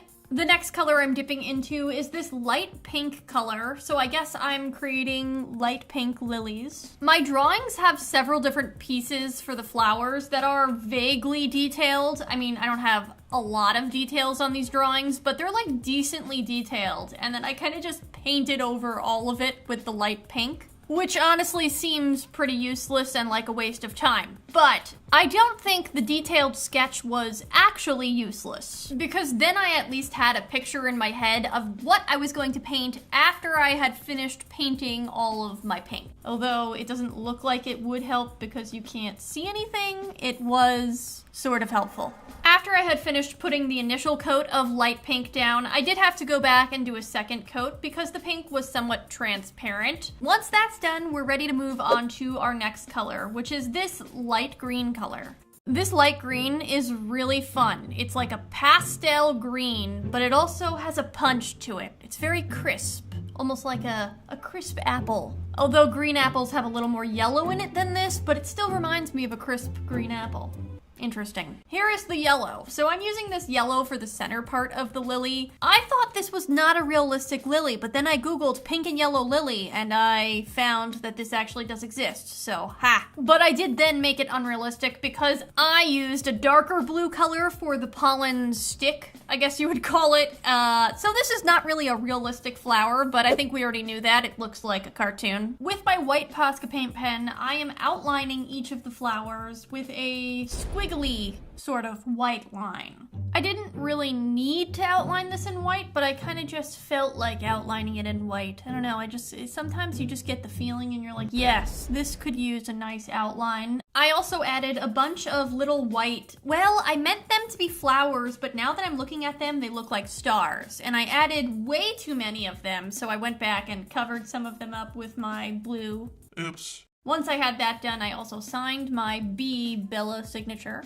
To seal everything in, I took it outside and took out my glossy Mod Podge, sprayed that on, and now I have an addition. I bought 3 hooks, and I also bought some very small screws. These are probably the tiniest screws ever, and they go with the hooks. The idea here is to enhance the arrow. I felt like the arrow was kind of pointless. I was looking at it and I was like, this is just an arrow. I guess it's a piece of decor, and I guess most decor just really doesn't do anything, it just hangs, but I felt like we needed to have some utility to our arrow. The arrow must have a purpose or I will reject it. So I decided to add these 3 hooks, and the only problem here is that you can still see the screws. They are a silver color.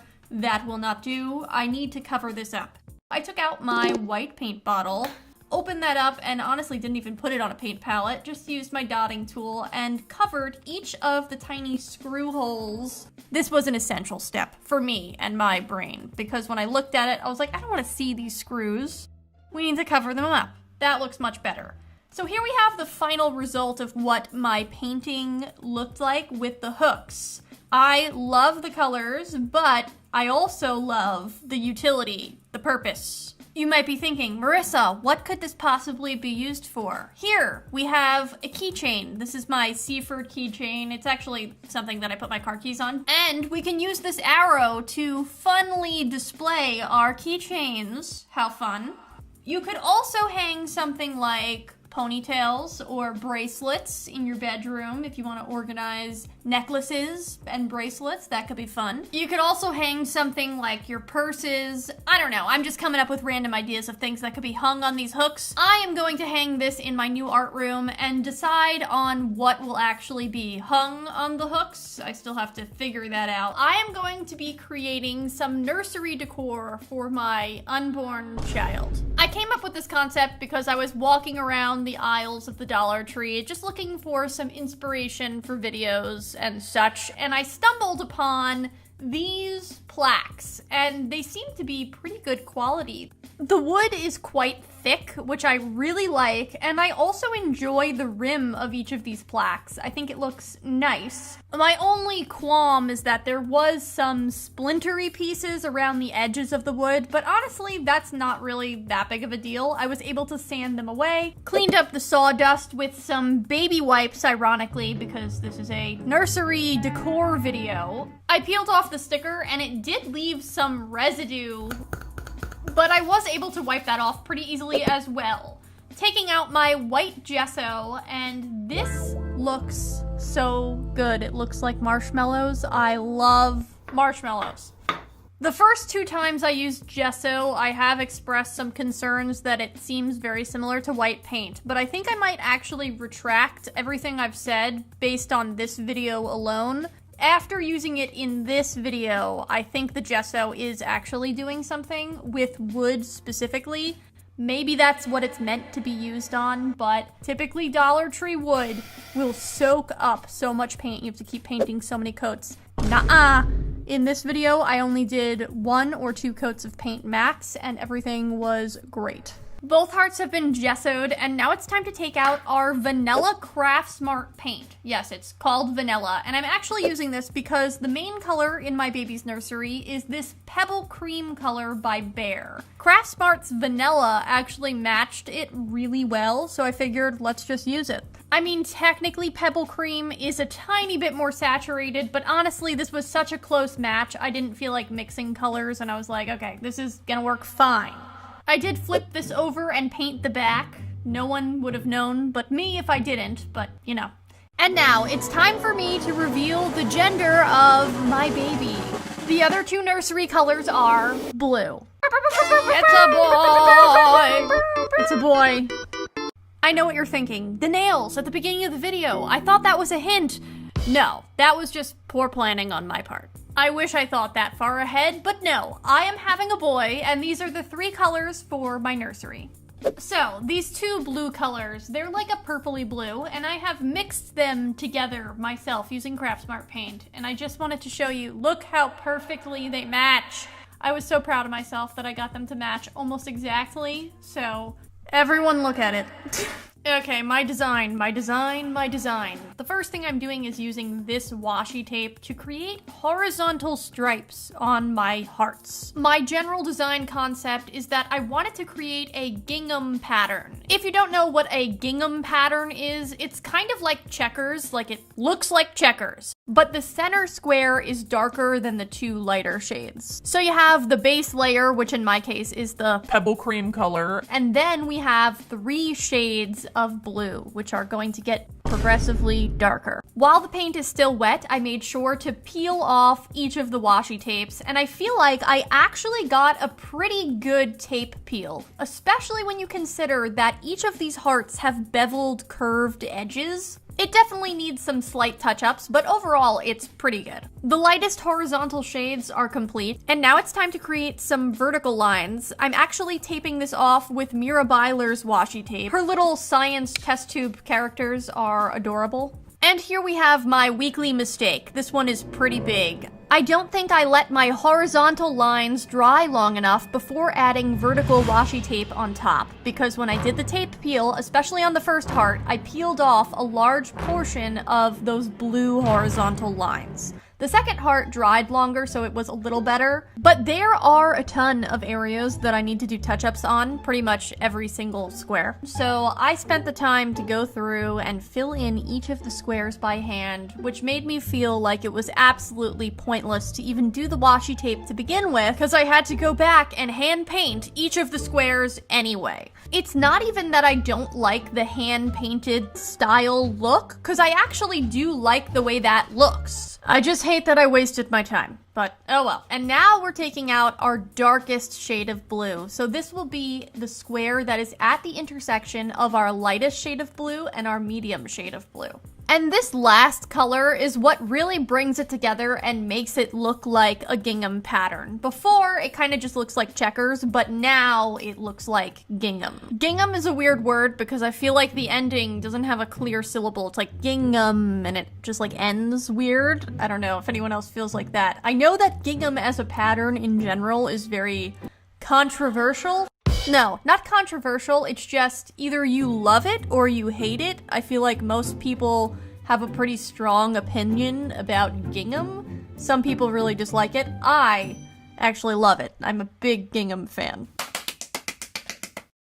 Okay, the hearts are like 90% done. Let's switch to our oval, which is going to have a totally different design. Well, actually, it's gonna have a similar design in the sense that it will have similar colors, but it's not going to be a gingham-focused thing.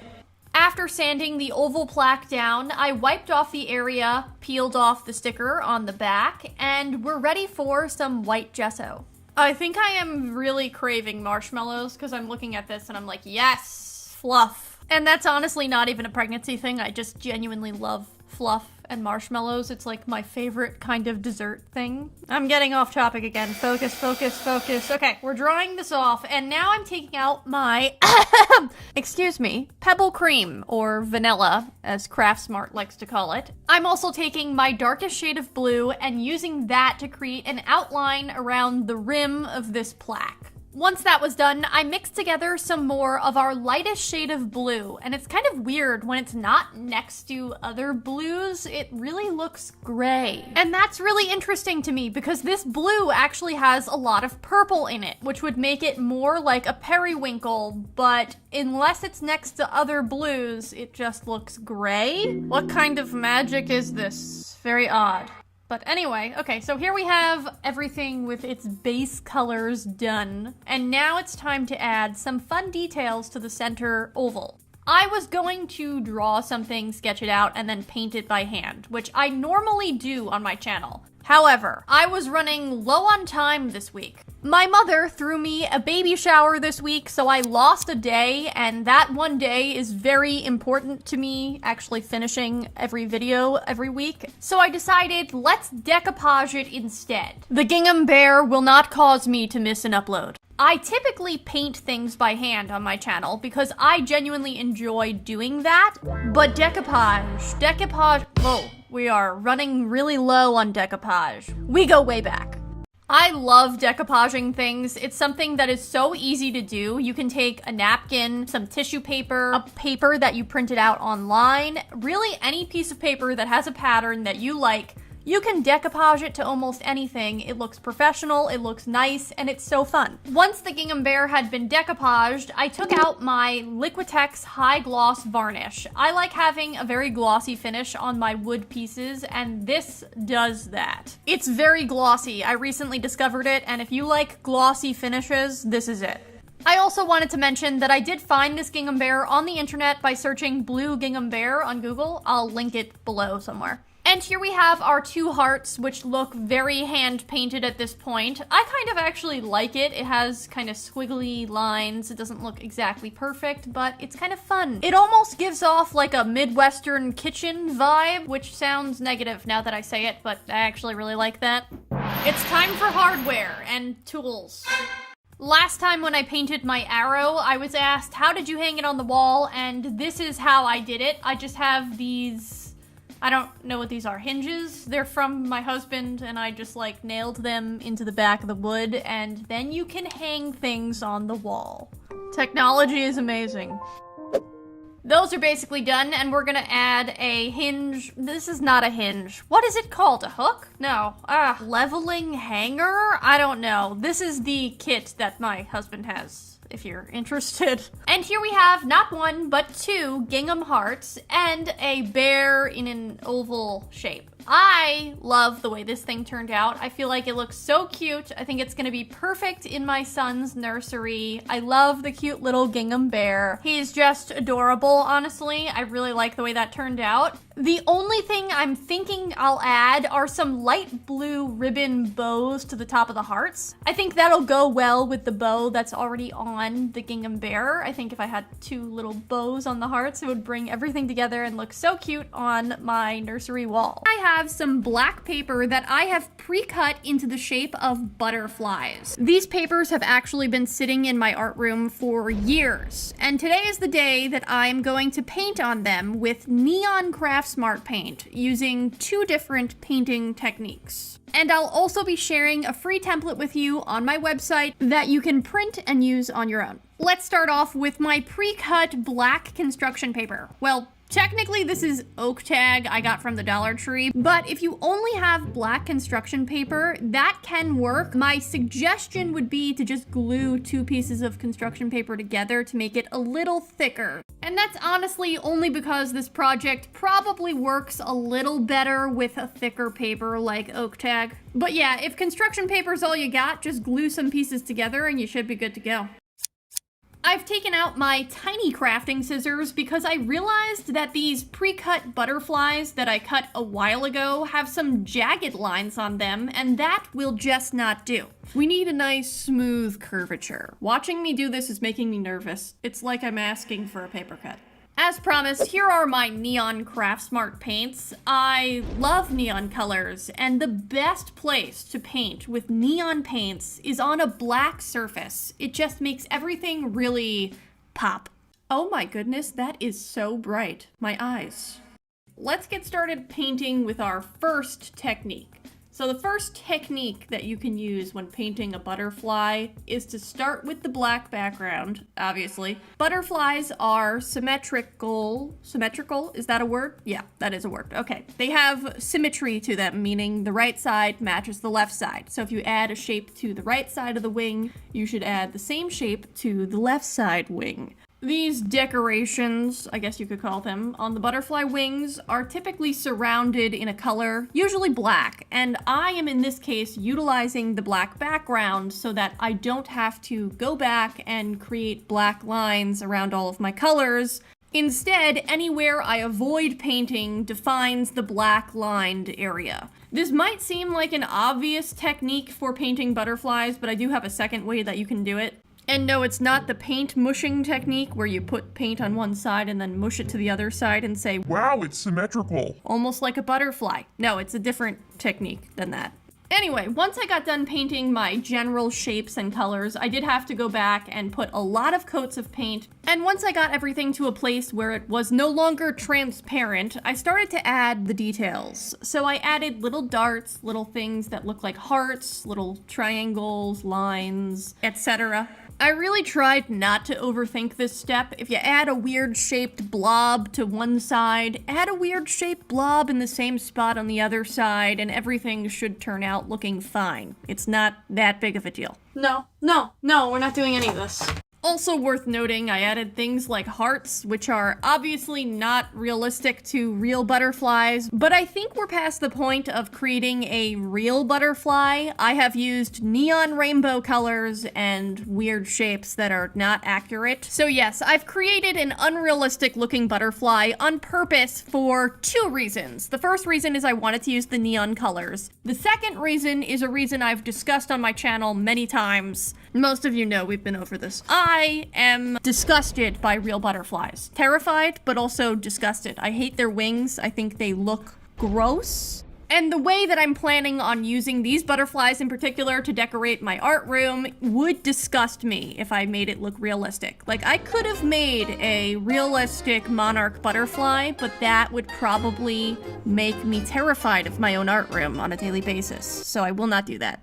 I'm using my white Posca paint pen and adding little speckles. These ones, the bigger speckles are symmetrical, but the tiny dots are not symmetrical because that would be impossible. And now it's time for bows. My sister used these for something for my bridal shower a year ago, and they are adorable. She gave them to me, and I have to use them. She gets a giant bow on top of her head.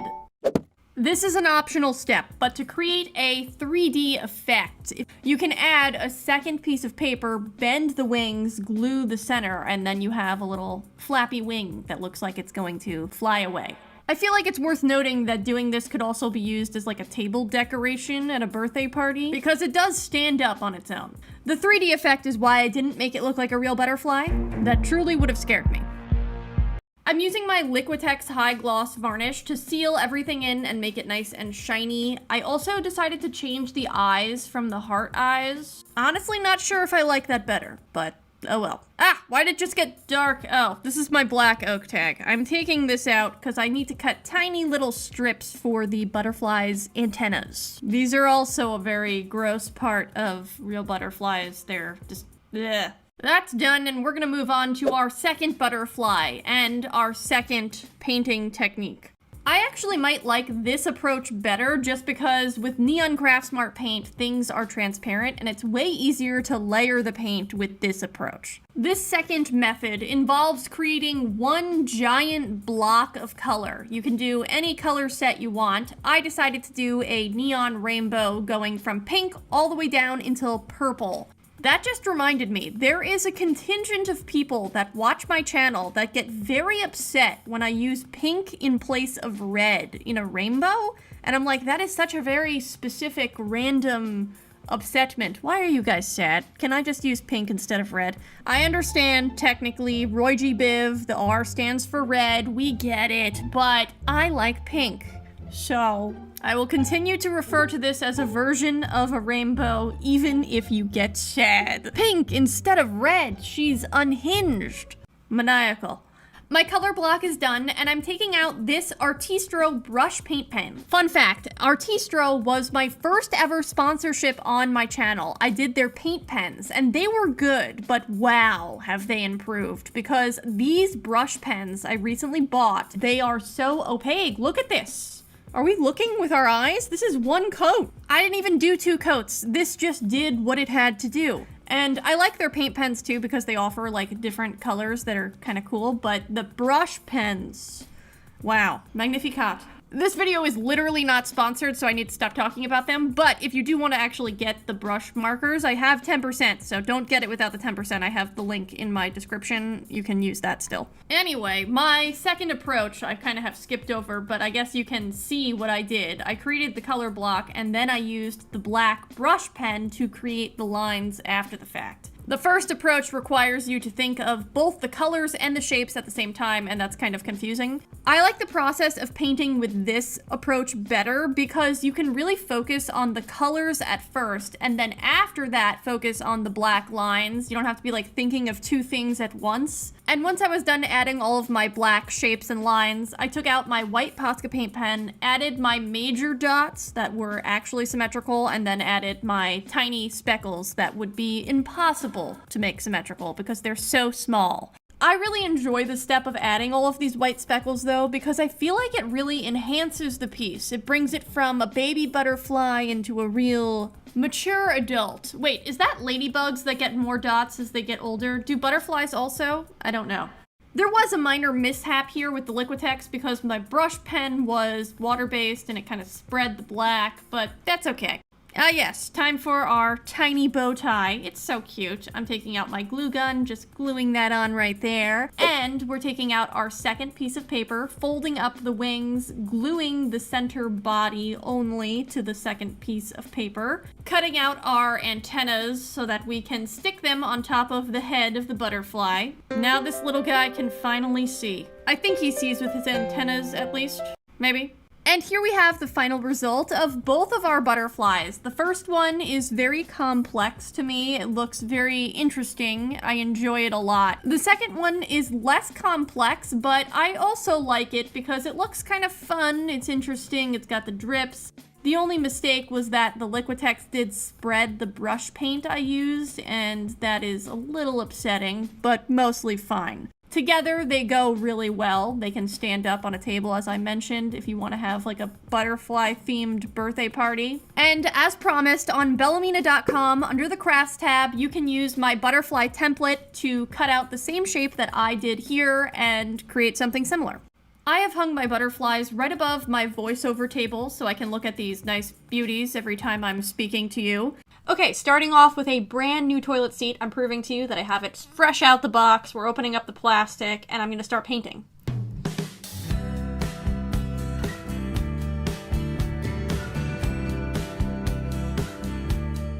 Now that I've painted my blue background, I just want to give you some context on what I'm actually painting. So this is supposed to be under the sea, so this is if you were underwater and you're looking up at the top of the water and there's a lot of light shining through, and it's deep in the sea.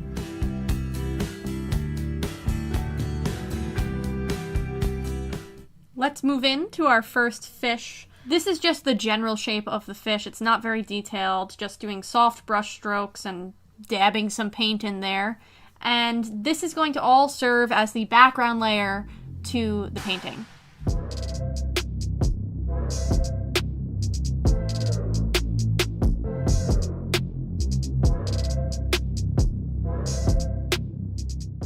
Yes, we are going to be adding a bunch of more fish, and I realize that this is ironic considering I hate fish. Fish are gross. But here we go.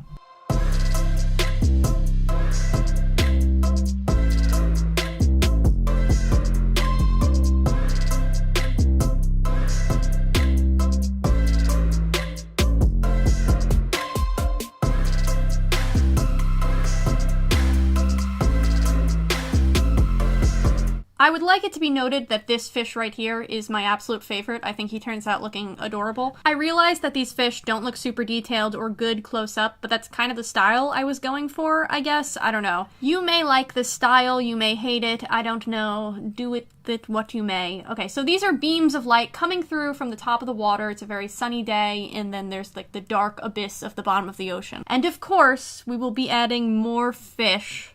There are plenty of fish in the sea, as my dad says. More fish, Lego!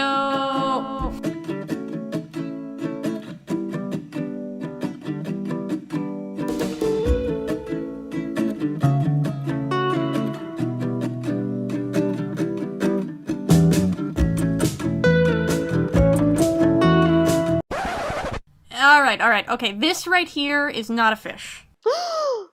This is actually a sea mammal. No, this is a reptile, I'm being told. So I'm just doing the basic shape here for the sea turtle, and it took me a while to do the shading on this. I had a couple of reference images to look at. I was really focusing on trying to get all the different colors and shading right with the lighting, because he's very close to the top of the ocean, and the bottom of him is also very dark because it's in the abyss of the ocean. And right there, he's starting to look like someone I know with that yellow stomach.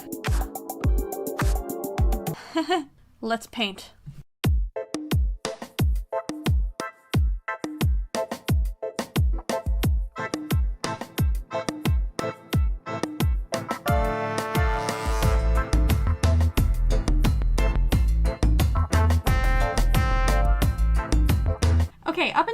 point, I had pretty much everything done except the foot. I have no explanation. I gotta do this. So we painted the foot. I don't know why I made that a big deal, but it was just weird to me that it was just not painted for so long. And we're adding the final shading. I think he's starting to look like he's in tip-top shape. And now we're gonna add more... You guessed it, fish. Is anyone surprised? No. No, we're not surprised. Okay, so these are just yellow fish that are in a herd or a pack. A swarm. I don't know what the word is for a herd of fish. It's a school of fish. I honestly amaze myself sometimes. A new sea turtle will appear now. He's bad. He looks not as good as that guy. I don't... he's not great. It's just a wreck. He's a wreck. We'll be honest. He's a wreck. I painted him off camera. I think I was tired. I don't know what excuse I have here, but that guy is a wreck, and I'm trying to fix him right now. He will be fixed, but he will always be just a little bit of a mess, like our good friend Marge. She's a little bit of a mess, but she's very nice, and we still love her very much. Okay, we're moving on to some coral, because that's a little bit easier to paint. I don't know if it's a great compliment to myself if I say my painting looks better from farther away, but it does. And we're gonna move into some sea anemone. I think they're large sea anemone. I don't know why I'm trying to name the plants, honestly. I don't know marine life very well.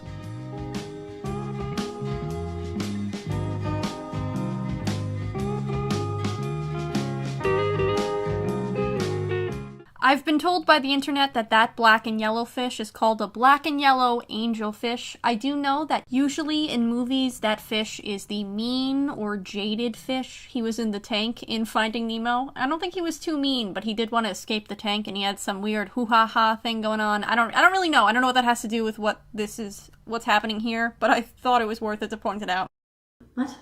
Moving on, we're just dabbing our brush and creating some, I guess this is like seaweed? Red seaweed? I don't really know what this is. This is some kind of plant life, and we're gonna keep painting.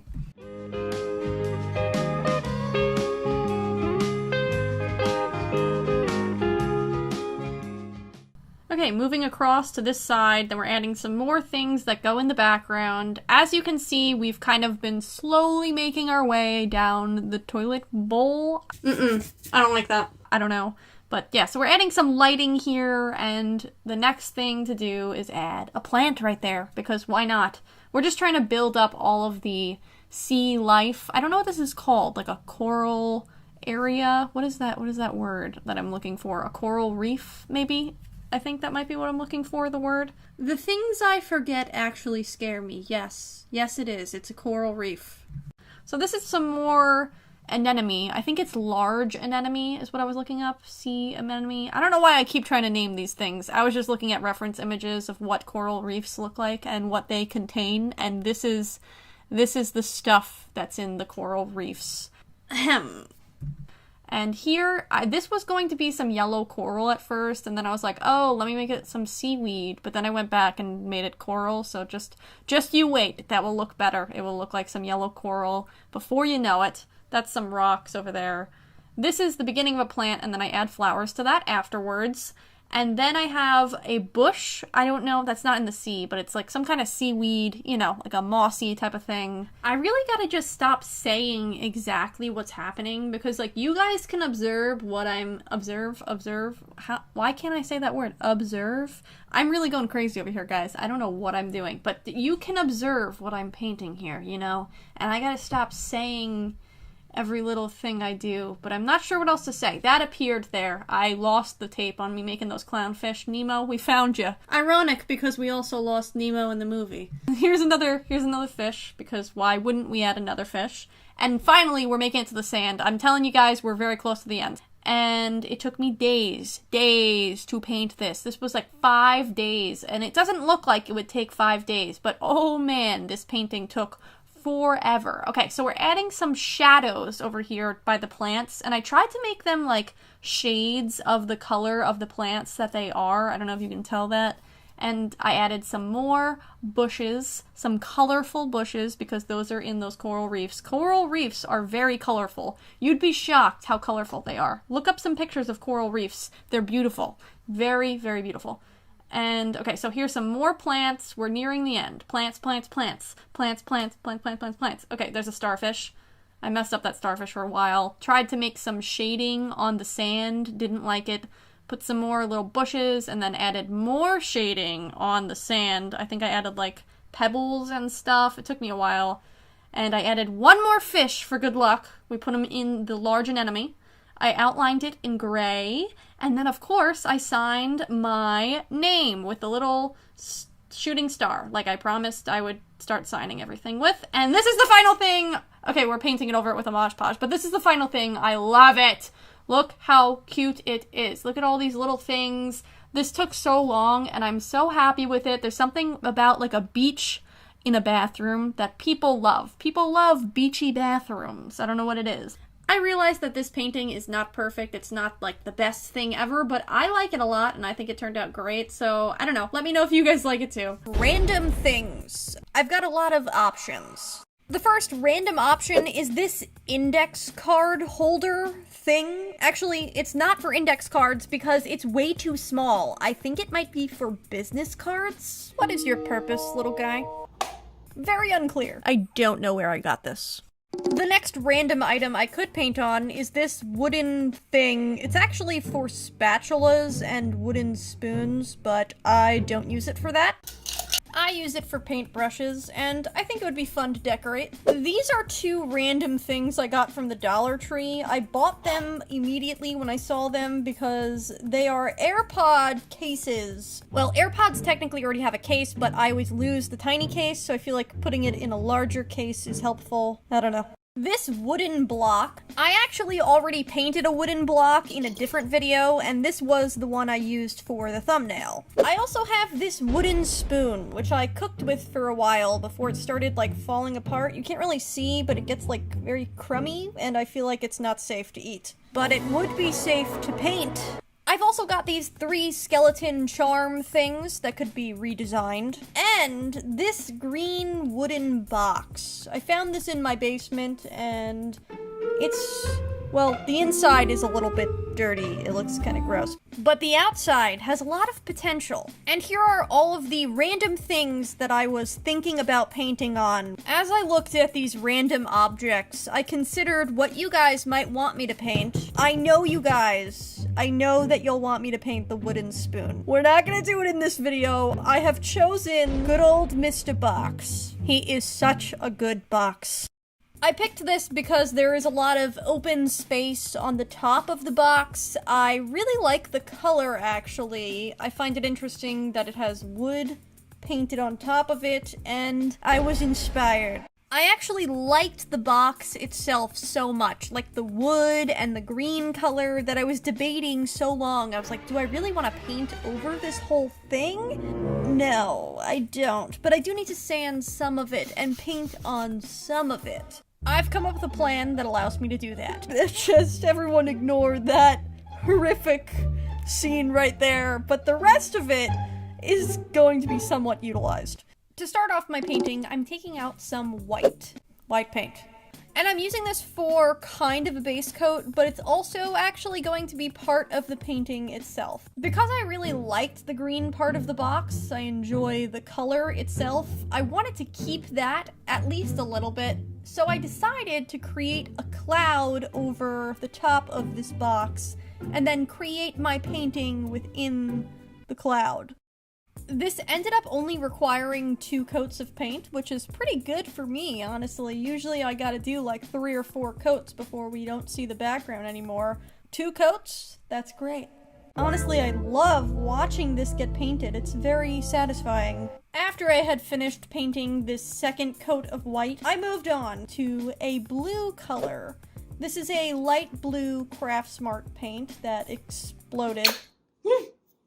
And I have my neon pink Craftsmart paint. I'm mixing both of these colors together with the white, and then I applied it to the cloud while that cloud was still wet. This allowed me to kind of mix the white in even more and create very soft and wispy strokes. I was trying to create a cloud that was very blended and soft, but also had very bright colors in it. Kind of a weird combo, but I think I did what I was trying to do. I really love the background cloud cloud. I think it looks super fun. Now that I have this cloud done, it's time to paint stuff on top of it. But first, before I added any other paint, I wanted to sketch something out. I really loved my background clouds, and it took me a while to blend it to the point that I liked it, so I made sure I had a very detailed drawing, because I was not about to redo my clouds. On the right, we have a bear that is going to be holding some flowers, and on the left, we're going to have a smaller bear. When I sketched out this smaller bear, it was quite small, but I ignored that and I mixed together this color. This is a mustard color, and it's honestly a little off-putting when you see it for the first time. Also, when it's wet, it looks so much brighter than it actually is. I promise you, when this color dries, it looks closer to a brown, but right now it really is looking very, like, yellow and orange. On the left, we have the bear that I drew way too small, and I actually ended up painting over my sketch. It was very scary to do so because I was worried about my background clouds. Each bear did require 2 coats of paint, which is, again, not bad. I don't mind doing 2 coats of paint. It's when I have to do 6, 7, 8 coats of paint, like in Jenga, that's when I start to go crazy. Now that we have the base color for the bear done, I decided to add some shading. So I mixed together some browns with the original color and created various shades of this brown honey mustard. Honey mustard. Does anyone like that? It's delicious, and that's basically what we're looking at right here. A nice honey mustard set of bears. What? Okay, once I had all of the shading done for the bear, I decided to move on to the clouds. Not the clouds in the background, but more clouds, i.e., clouds that the bears would be sitting on. And in this scene, I decided that they would be sitting on some green clouds. Here's the thing, when I drew this at first, I really liked the idea of having, like, angel bears. That was my concept, as you can see by this horrific drawing. I wanted some, like, bears that could fly, and they were angels. I don't know, I just really liked the concept of an angel bear, and I'm probably gonna draw it at one point, but I didn't do it in this painting, but I wanted them to be in the sky. And I also wanted them to be frolicking in some grass. Grass does not exist in the sky, so I had to make it up. And in this case, we've got grass clouds. It's really self-explanatory what that is. It's just a cloud that's made out of grass, obviously. The grass clouds allow the angel bears to frolic and for flowers to grow in them. And as these bears frolic, they're collecting some flowers. When I painted these flowers, I kind of struggled with blending the colors because it's so small. Like, I had to use the smallest paintbrush that I had. And because it was so small, I struggled very greatly to create the blended look that the clouds had. I wanted it to kind of match and look like, oh, look, we've got blended cloudy flowers, but they're just so tiny that it's kind of impossible to blend something like that while it's wet. I also probably just needed a smaller paintbrush, but this is the smallest one I had, and I kind of just accepted it. I was like, you know what, the flowers are not going to be perfect. They're very small anyway, so I'm over it. Let's move on to the bear's face. I started off painting both of these bears' face by giving a very light yellowy color. I think this is the original color that I started painting with. And while that was drying, I actually painted a yellow sun in the sky, a yellow and pink and orange sun. I just felt like that area of the sky was missing something. And now it's time to create the expression on our awkward bear. The idea here is that this bear has found a flower with a unique color, and he is awkwardly offering one single flower to the other bear. I enjoy his expression very greatly because he looks just a little bit nervous, and the other bear is very happy and excited to accept this flower. She has been running around collecting flowers of all different colors, and this is another color to add to her collection. Because I felt like the edges of the clouds were missing something, I decided to add some twinkly stars. Some of the twinkly stars overlap with the green a little bit to bring things together. The sides of the box were looking quite plain, so I decided that it needed something colorful, but not something too crazy. I thought about what that might be, and I decided polka dots would be a perfect thing to add to the edges of the box. It's not something too overly complicated, but it adds some pops of color to bring things together and make everything look very cohesive. And here comes my weekly mistake. I wanted to do some fun transitions, but I didn't realize that I had my iPad in the background of half of the transition shots. I am so sorry. Anyway, once I was done painting the polka dots on all of the edges of the box, I signed my signature on the bottom right corner with my Bella with a shooting star. And then I took out my glossy Mod Podge. I think this is technically decoupage, but they're basically the same thing. This bottle is pretty much empty, which is why I've been using the spray-on kind in recent weeks, but when I went outside, it was raining, I didn't want to ruin my painting.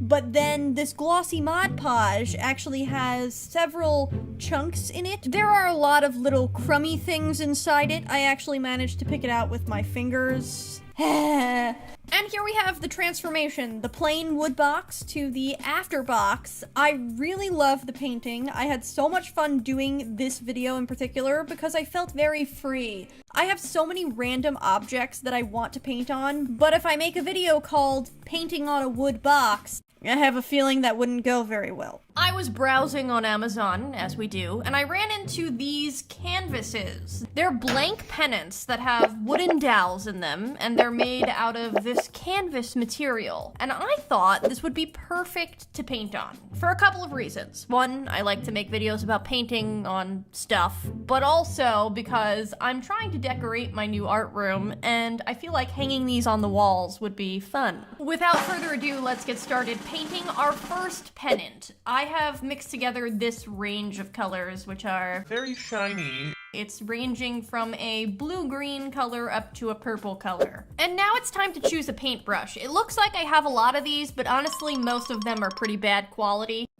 I've chosen the best I could possibly choose. First color is this beautiful blue color. It's kind of a blue-green, although it doesn't really look like it. This color's greenness will become more apparent when we compare it to the other blues, I promise. Once I finished creating my first kind of swervy line, I dipped into my purple color. The purple is actually going to go above this blue-green color. I'm filling in the space above this blue swervy line, and now I will become vindicated. Because look at the paint palette, this paint palette. I'm dipping into a true baby blue color, and the color below that, i.e. the color I started with, was actually very green. It didn't look like it when you didn't have anything to compare it to, but now that we do, we can really see that, yes, I'm not crazy. I did start with a blue-green color. Beautiful. Look at them. I have a small rant. There are very few things in life that absolutely astound me like this topic does. Colors look drastically different depending on the other colors that are around it. And yes, maybe this is a very basic concept and maybe no one else actually cares.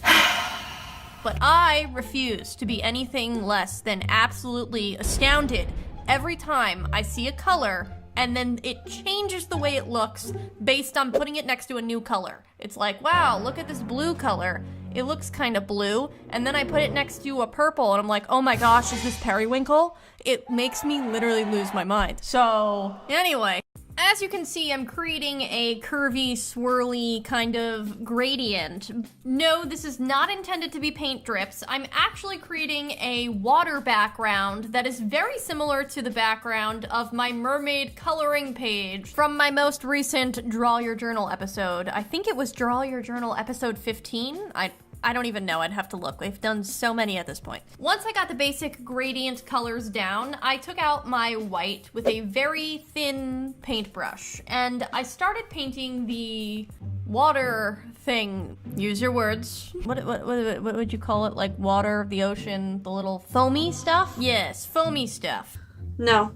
Water highlights? Is that what we're gonna call it? The water highlights? I think that's probably the best artistic terminology. But I don't care, I'm committed to using the term Foamy things. So anyway, I'm painting my foamy things. I'm mostly creating solid lines between the colors, but then I'm also adding some breaks in there with a little bit of dots and commas and periods. And in between the colors, I'm also adding some extra foamy movement lines to make it really look like the water is moving. Because I really want this to go on my wall, and I'll see it a lot. I didn't want this to be too specific. I wanted it to be more of a generalized creative vision that I could look at and feel a little inspired by and say, okay, this is in my artistic style. I like the colors. I like the way it is in general, and it's not too specific. Once I had finished adding my signature, I took out this high gloss acrylic finisher. This is by Angelus, which is extremely expensive, and I am going to buy a different gloss finisher because I feel like it wasn't particularly shiny in the way that I like it to be shiny. Really, I just want a very shiny varnish, but it seems to be hard to find. I'm gonna try Liquitex, I think. I don't know if anyone has had any good experiences with that. Let's move on to the next pennant. In my first pennant, my gradient ranged from a blue-green color all the way to a purple. And in this pennant, I'm ranging from this purple-blue color all the way to a pink color. For this design, I wanted the design to still be a water-based, liquidy kind of thing. Under the sea, water, I don't know, ocean. But I also wanted it to be more like a star in the center. It kind of looks like a flower, but really what it's supposed to be is a puddle of some sort of colorful liquid. I guess it can't be water because it's pink. Unless we dyed the water pink. The water could be pink, who knows? Maybe it's just a colorful... Wait a minute, isn't every liquid just a liquid that has some water in it? Like every kind of mixture always has a little bit of water? Am I wrong? I feel like it's unlikely that I'm wrong about this. It's water, okay? Case closed. Mystery solved, guys. As you can see, I'm creating my gradient from blue to pink, and I feel like my pinks are a little too close together in color. They start to blend, and you can't really see what's what. I think if I did it again, I would probably add more of a coral pink color and start to go into an orange. I think that may have changed things for us a little bit. I also just feel like the blue is way too dark in comparison to the light pink, and you're like, whoa. What is happening? I have some small qualms. But you know what? I'm trying my best here. When I look at it from a distance, it kind of reminds me of Barbie, and that's kind of fun. I enjoy that. I like the pink and the purple, maybe a little bit of Polly Pocket as well. It's not all bad. Oh, new thought. You know what? I actually just wish I had added a hot pink color. I feel like hot pink next to that bluish purple color would have really made the whole thing pop. Right now, this is starting to look like one of those geo rocks. I don't know if anyone knows what I'm talking about, like those rocks that have like the different layers and they're kind of shiny. Am I convincing myself that I like this one? Maybe, maybe. This looks bad right now, and I promise you it's gonna get better because we're starting with the white highlights. The white foamy stuff on this design was very important because you can't really see the distinction between each color. The pinks kind of blend together, and normally blending colors is great, but that was not my intention for this design, so I really need something to separate the colors. Where does this color start? Where does it end? Spooky stuff. As I painted this started to remind me of Ditto from Pokemon, and I kind of wish I just added a little face for the center, but I didn't want to ruin the whole thing. I realize I've compared this piece to like 10 different things at this point. I think that's because this is just an amorphous ball of nothingness that I've created here, and it can really be interpreted as many things. Just squint at it and you're like, ah yes, of course. That's a star, obviously. You know, I had a math teacher one time say, I don't like to say the word obvious because what's obvious to me might not be obvious to you. And I think that was probably the biggest thing that has ever stuck with me in a college class. No one should ever use the word obvious ever again. What? I think this actually fits better in a math context because when you're learning very high-level math, no one knows what anyone is saying. But I think this does apply to this situation, and I realized I never made it really actually clear. When I say the word obvious, and I do say the word obvious or obviously in pretty much every single video, when I do that 99.99999% of the time, I am being very sarcastic. Like, I think it's pretty obvious that I'm saying it sarcastically, but I did want to clarify that because I do feel like people tend to feel like they know what they're talking about, but then it makes it weird when some people actually don't know what they're talking about. Like, it's fine if you don't know what people are talking about. I don't know what people are saying 80% of the time. That was a gross exaggeration. I know what everyone is saying at all times, no matter what. I have just fallen so far away from anything I was saying before, I don't know how to get back on track. I'm dipping into some more white with my dotting tool this time, and I'm signing my signature. It's just the B, taking out this high gloss finisher, which is not glossy at all, and no one should call a high gloss finisher. It's a lie. I think I'm getting angry because I'm painting quite aggressively here. Everyone take a deep breath and calm down. And here we have the final result of both of the pennants that I painted for this video. For all that I complained about the pink one, I actually really like it, especially in conjunction with the blue and purple water one. I feel like next to each other, they both look really cool, and I'm excited to be able to hang them on my wall in my new art room. My new art room is not done yet, but it's getting there. Plates. Real ones. The kind you actually eat off of. I got this idea from my mother, actually. I don't know why I just said my mother. My mom. Mommy. Ma. My mom also enjoys painting. She was painting on plates for gifts for people, and she had a lot of glass paint that she has very nicely let me use. This is enamel paint by Folk Art. It says glass paint on it, and I have every color of the rainbow, which is Great for me. Before we can get started painting on plates, we need our rubbing alcohol. The rubbing alcohol will, I don't even know really what it does. My mom just told me to do that first. So I think it helps the paint maybe to stick better, or maybe just to clean the plate. Not really sure. I just follow instructions blindly, apparently. The amount of fireworks, I don't know how to... Hi, Mom. For the glass plates, when you put the alcohol on it, what does that do? To clean the plate from any residue. So the paint sticks. Ah, so the paint adheres better? Yeah. All right. No, and make sure you tell her they're decorative, because I'm not sure, even though they say it's okay to eat with them. Decorative plates. All right, you heard it here first. The alcohol is to make sure it sticks, and they are decorative. Don't eat them. For this first plate, I'm painting a blue and white rose. And this is actually something that's quite similar to a painting that I did on a Facebook Market flip video where I painted, well, I thought it was a side table, and I had a surprising amount of you guys comment and say that it's actually a phone table. What? I had no idea what a phone table even was. I had to Google it. What is a phone table? But apparently, there's a large portion of you that are old enough to know what a phone table is. This was shocking news to me. Not the phone table, but the knowledge of the existence of a phone table. I really thought the Bellamena community here was very young, but it turns out we actually have a very broad range of ages. Isn't that exciting? I was excited by it. It's very cool. Okay, back to the blue rose bouquet. Am I painting a bouquet? I don't know if it's a bouquet. There's probably not enough flowers for it to be a bouquet, but it's a bunch of blue roses with a lot of leaves. After adding all the leaves, I went back and added some blue and white leaves, which is not realistic, but I feel like brings things together. I am also adding some curly vine thingies, very technical terminology, and we're gonna move on to the next plate. For this plate, I'll be doing a totally different type of flower with these colors, pink, purple, white, green, and yellow.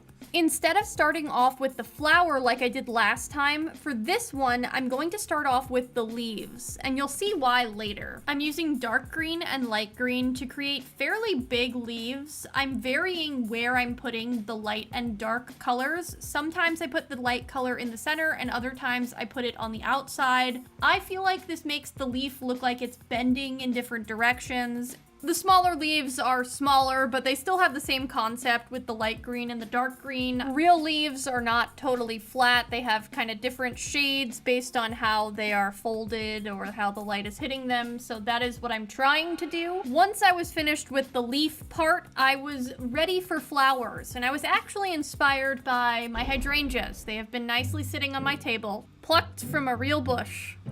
To start off, I'm mixing together some pink and purple and creating like a purpley color. I'm just creating a space where the hydrangea will go, and it will also be like the shading base darkest color for our hydrangea. After that, I'm putting half white and half pink and purple on my paintbrush, and we're going to create each individual petal. Hydrangeas have a lot of petals. They're all overlapping. You're not going to see every single petal, so it's useless to try to see each of them.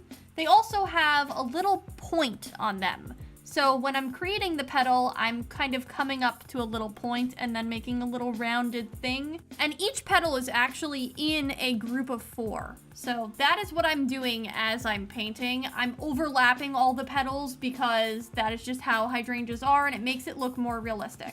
As I build up the ball of hydrangea, I get lighter so that we have different variation in color. I personally found it very helpful to constantly spin the plate because then you have the right angle on the brush, but it made it very annoying to film and edit and probably harder to watch because you gotta keep seeing me spin this plate and it's very disorienting and you're like, what's happening? Which way's up? Which way's down? I don't know. Ooh, that is a very pretty grouping of petals. After creating the 2 main bushels of hydrangea, I added some extra little stems with petals coming off of it. I feel like that makes things come together. I don't know if that's actually realistic for a hydrangea. I feel like they're usually just in those big balls, but I just wanted to add some extra petals to add more color.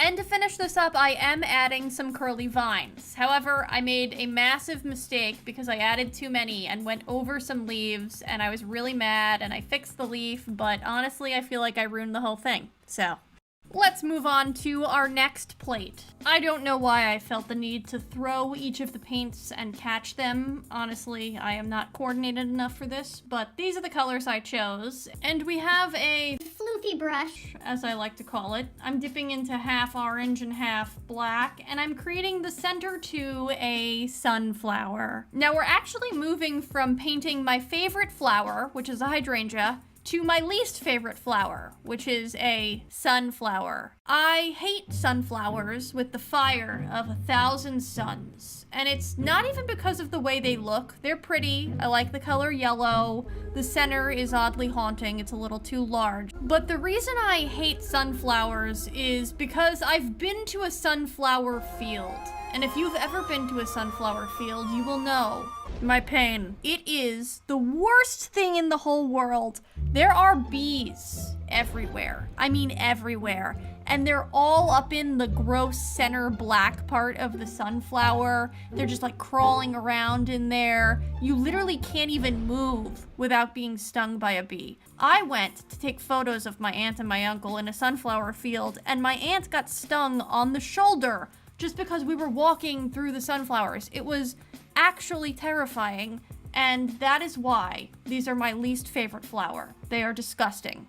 Maybe I'm being a little too harsh. I realize that my actual qualm is with the bees rather than the sunflowers themselves, but they kind of go hand in hand. They're always together, and therefore I have to avoid the sunflowers. They are pretty to paint though, so I don't know. I'm getting off on a real big tangent here, and I have basically missed describing this whole thing. But I'm adding some leaves as well as some smaller yellow leaves. And to finish things up, I did add some curly vines, although I feel like curly vines are particularly unrealistic on a sunflower. I've never seen that. Let's move on to our next plate.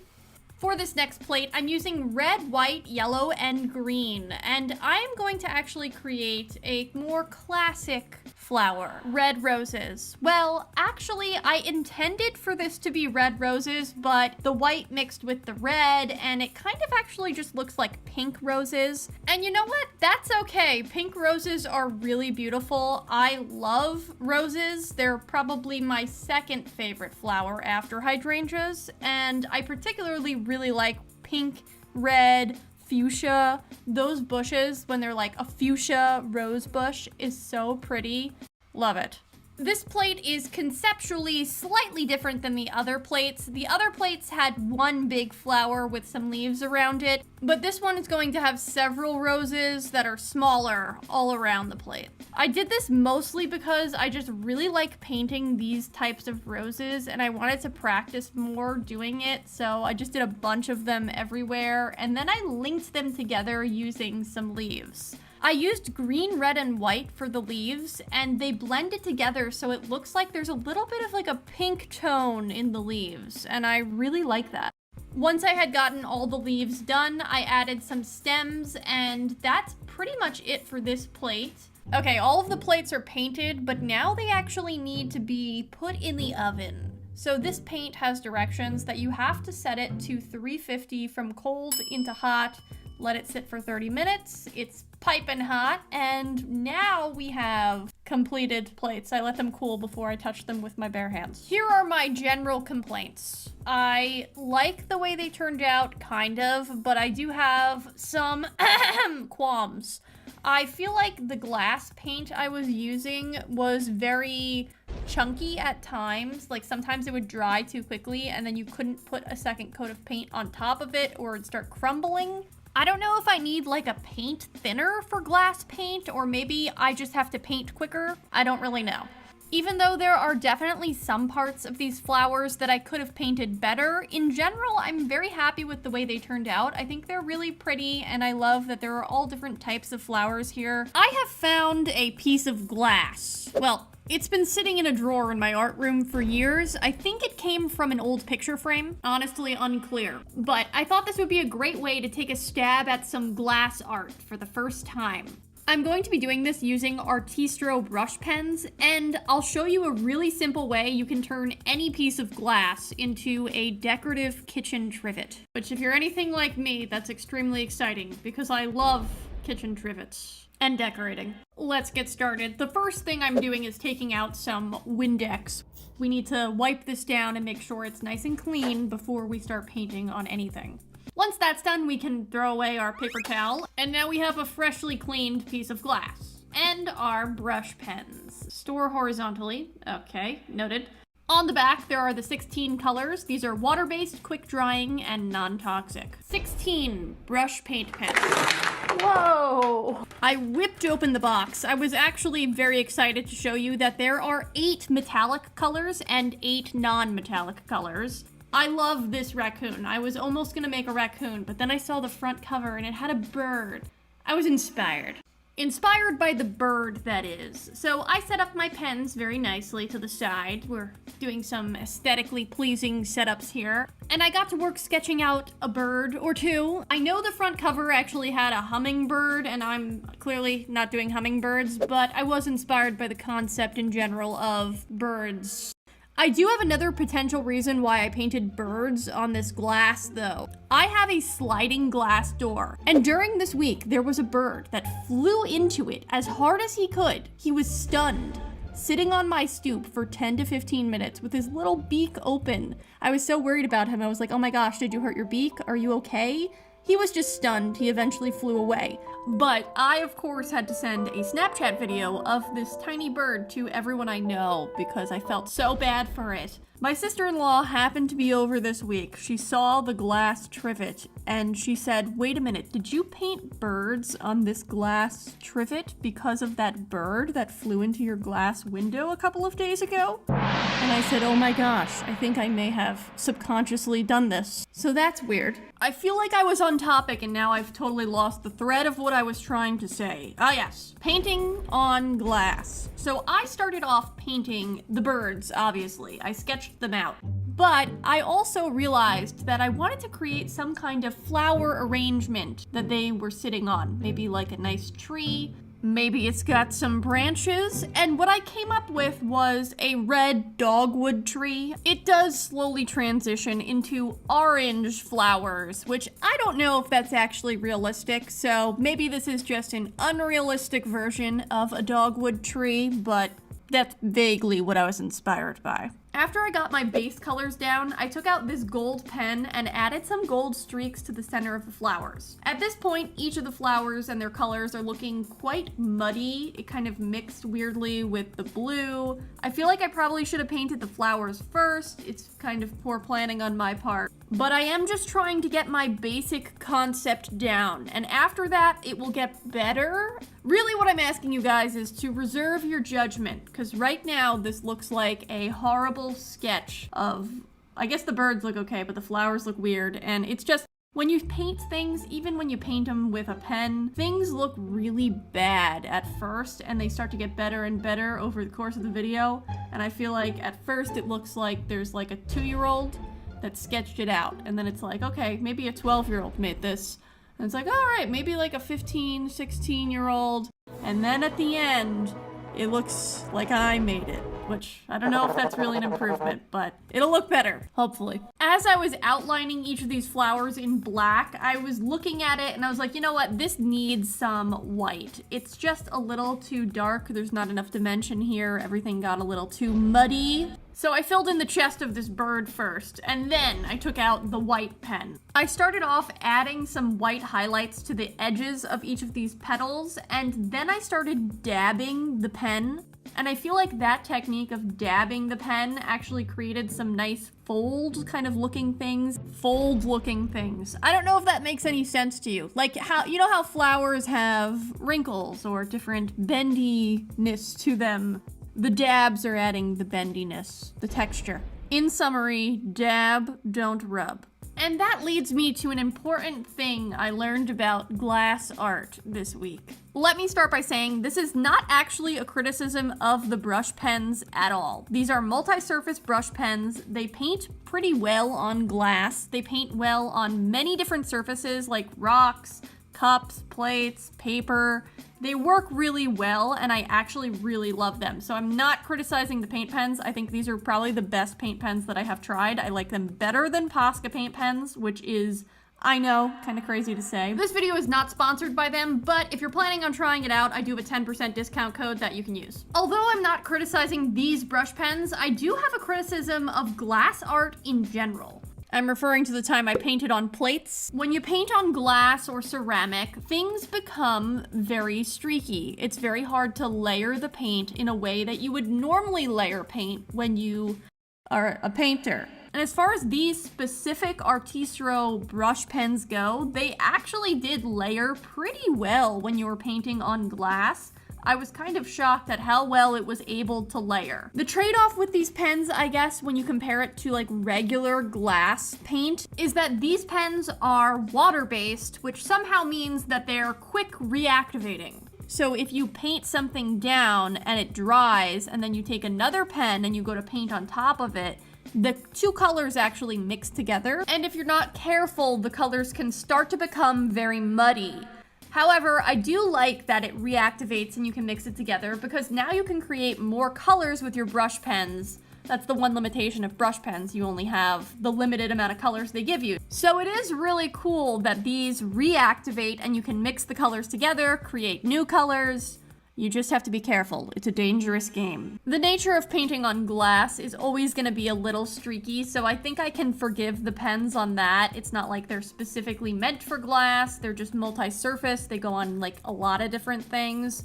So I forgive the pens for that. But when I think about glass art in general, it just makes me not really enjoy glass art because you're constantly thinking about the streakiness. I remember the streakiness element being my major qualm with my other painting on plates video. I used Folk Art Designs glass paint, and that paint, if you let that dry, God help you, because you cannot layer paint on top of that paint.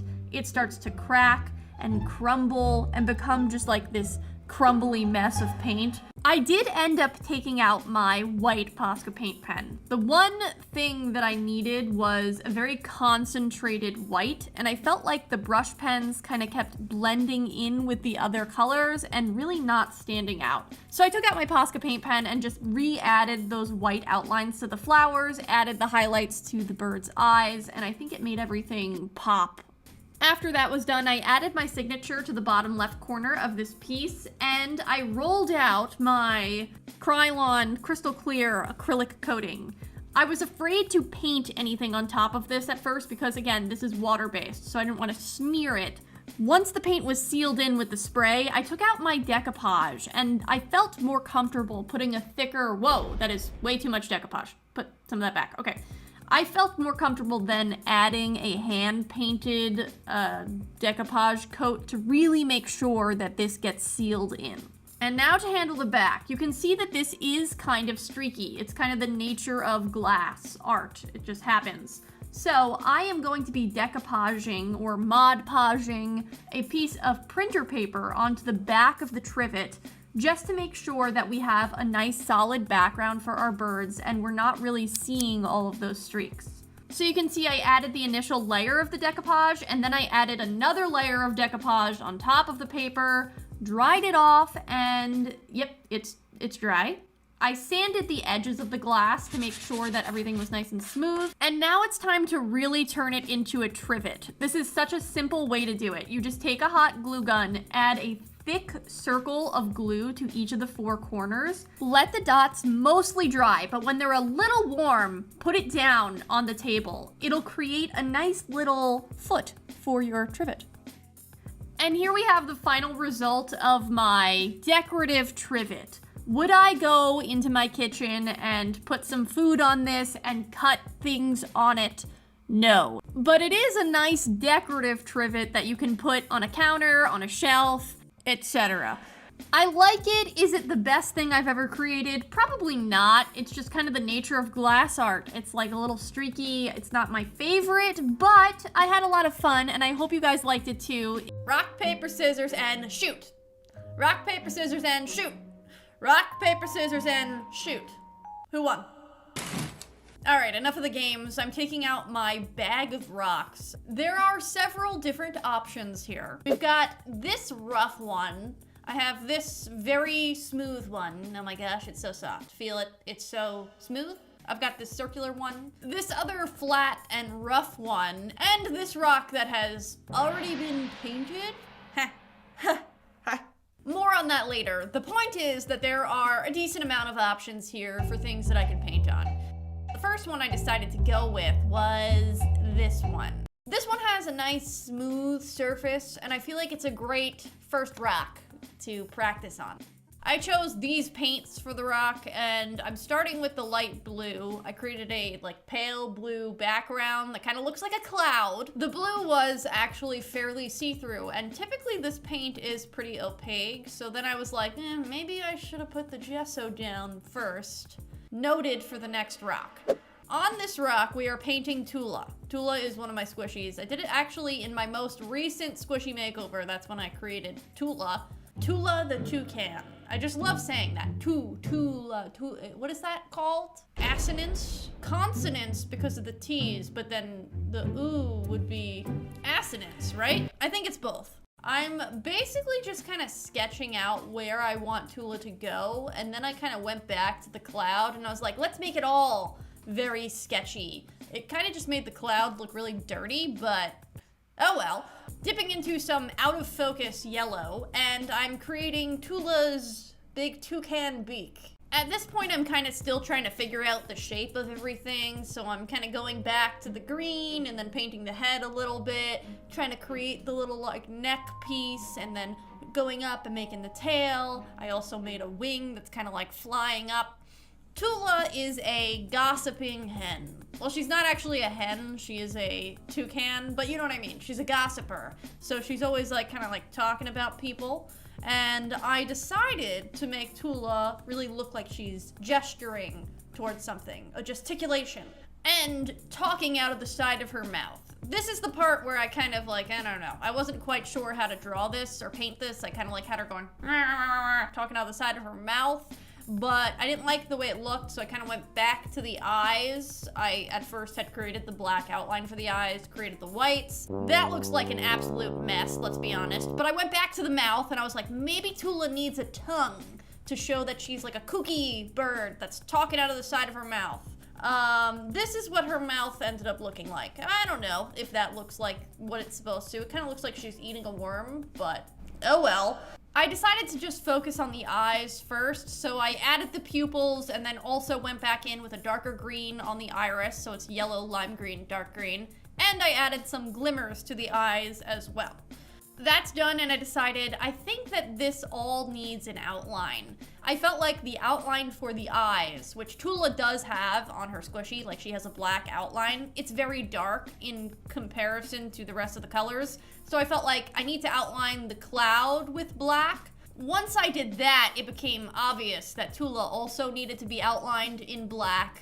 This makes things look a little bit more cartoon-like, but I actually like it very much. I think it made things look a lot better. Even though this rock was my smoothest rock, it still was quite challenging to paint in a straight line on the rock. So if you're looking at this and going, oh my gosh, what is happening? Why are there so many like bumpy, jagged lines? Can you not draw a straight line? It's because I'm painting on a rock. It's bumpy, no matter what I do. Anyway, I finished this up with some high gloss Liquitex varnish, and this is the final product. I really like this rock. I know it looks kind of childish, but I love Tula. I think she's really funny, and I like her wild gesticulation. She's like, look at this! And that's great. Good for you, Tula. You do you. Let's move on to our next rock. Out of these options, I decided to go with the rock that had already been painted. The first reason I decided to go with it, mainly, is literally the only reason actually, is because it's shaped like a heart. Aww. I found this rock on the beach and I fell in love with it because of its shape. And my heart just went out to this heart rock and I was like, I must have you. So I have kept this in my home for probably like 2 or 3 years since I found it. Why is this rock already painted? Where is the footage? Spoiler, the footage was never used due to unforeseen circumstances that I already explained in last week's video, so I don't want to bore you, but we're gonna fix it up. I'm gonna redo it. I didn't like what was painted on the back. I think it's dumb. So I'm gonna fix it up and do something that is more my vibe now.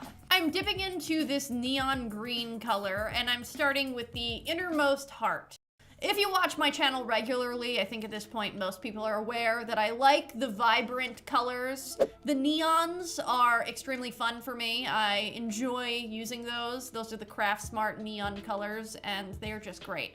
They are quite transparent, that's the only thing, which is why I started with a white gesso background, because they will take a lot of coats if you start on like a darker background. It's just never gonna happen. But with the white gesso as the background, I think this only required 2 coats of neon paint, so not so bad. As you can see, I'm painting this so that there are tons of drips. My idea was that you're creating kind of like a gooey, drippy heart. It's like a goo, maybe slime, I don't know. I did my best to keep everything in the lines, but honestly it was quite difficult to keep it in the lines and everything was so small, and also you have the rock as the background, very bumpy. So by the time I had finished painting all of the colors, there were quite a few areas that needed to be touched up. Luckily, black is the background, and that is extremely opaque, so it was so satisfying, let me tell you. Just so fun to fix everything with this black outline, because it just went away. It was like I was using a magic eraser. I was really able to fix each of the hearts and make them look the way I wanted them to look. Of course, you're still dealing with a rock, so things aren't perfect, but it's perfect to me. On the back of this rock, I still have what I painted before, and this looked kind of nice, and it might be a little upsetting to some people, but I decided to just paint over it with black and make this whole thing cohesive. I'm so sorry if you are saddened by this, but it's also very satisfying to watch it disappear. Back to the gooey heart. I decided on the goo drips, we need some shadows, some shading, and some highlights. So I went back in with darker versions of each of the colors and added some shadows. I feel like it was very difficult to actually do this on a rock. Everything was so small and bumpy, very difficult to get a straight line, basically impossible. Did this make everything look worse? Maybe. Honestly, you could argue it. It might look worse with the shading, but I think it might have improved it marginally. I don't know. I think I like it better with the shading and with the highlights than I did before. I did go overboard yet again with the highlights. I know, I can't. Someone needs to hold me back. I love highlights, and if I'm gonna do it, I like to overdo it. I can't stop. It's in my nature. I am so sorry. I took out my Liquitex High Gloss and covered this rock with that, made it nice and shiny. And here we have the final result. We have the before, which is a black heart. I don't know why I didn't show you the other side as the before, but oh well. I enjoy this rock. I think it looks nice. I will say the other side, maybe I should have kept it because I feel like when you put it in a garden, maybe the other side would have been nicer. Do I like the before more? Oh my gosh, did I ruin this? No, I like it. I like the goo. Next rock.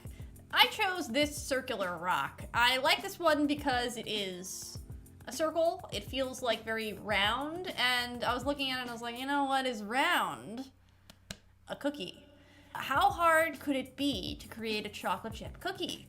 I love chocolate chip cookies. I love to eat them. They are delicious. They look very nice. They've got lots of colors in them. And I was like, surely I can paint this rock to look like a real chocolate chip cookie.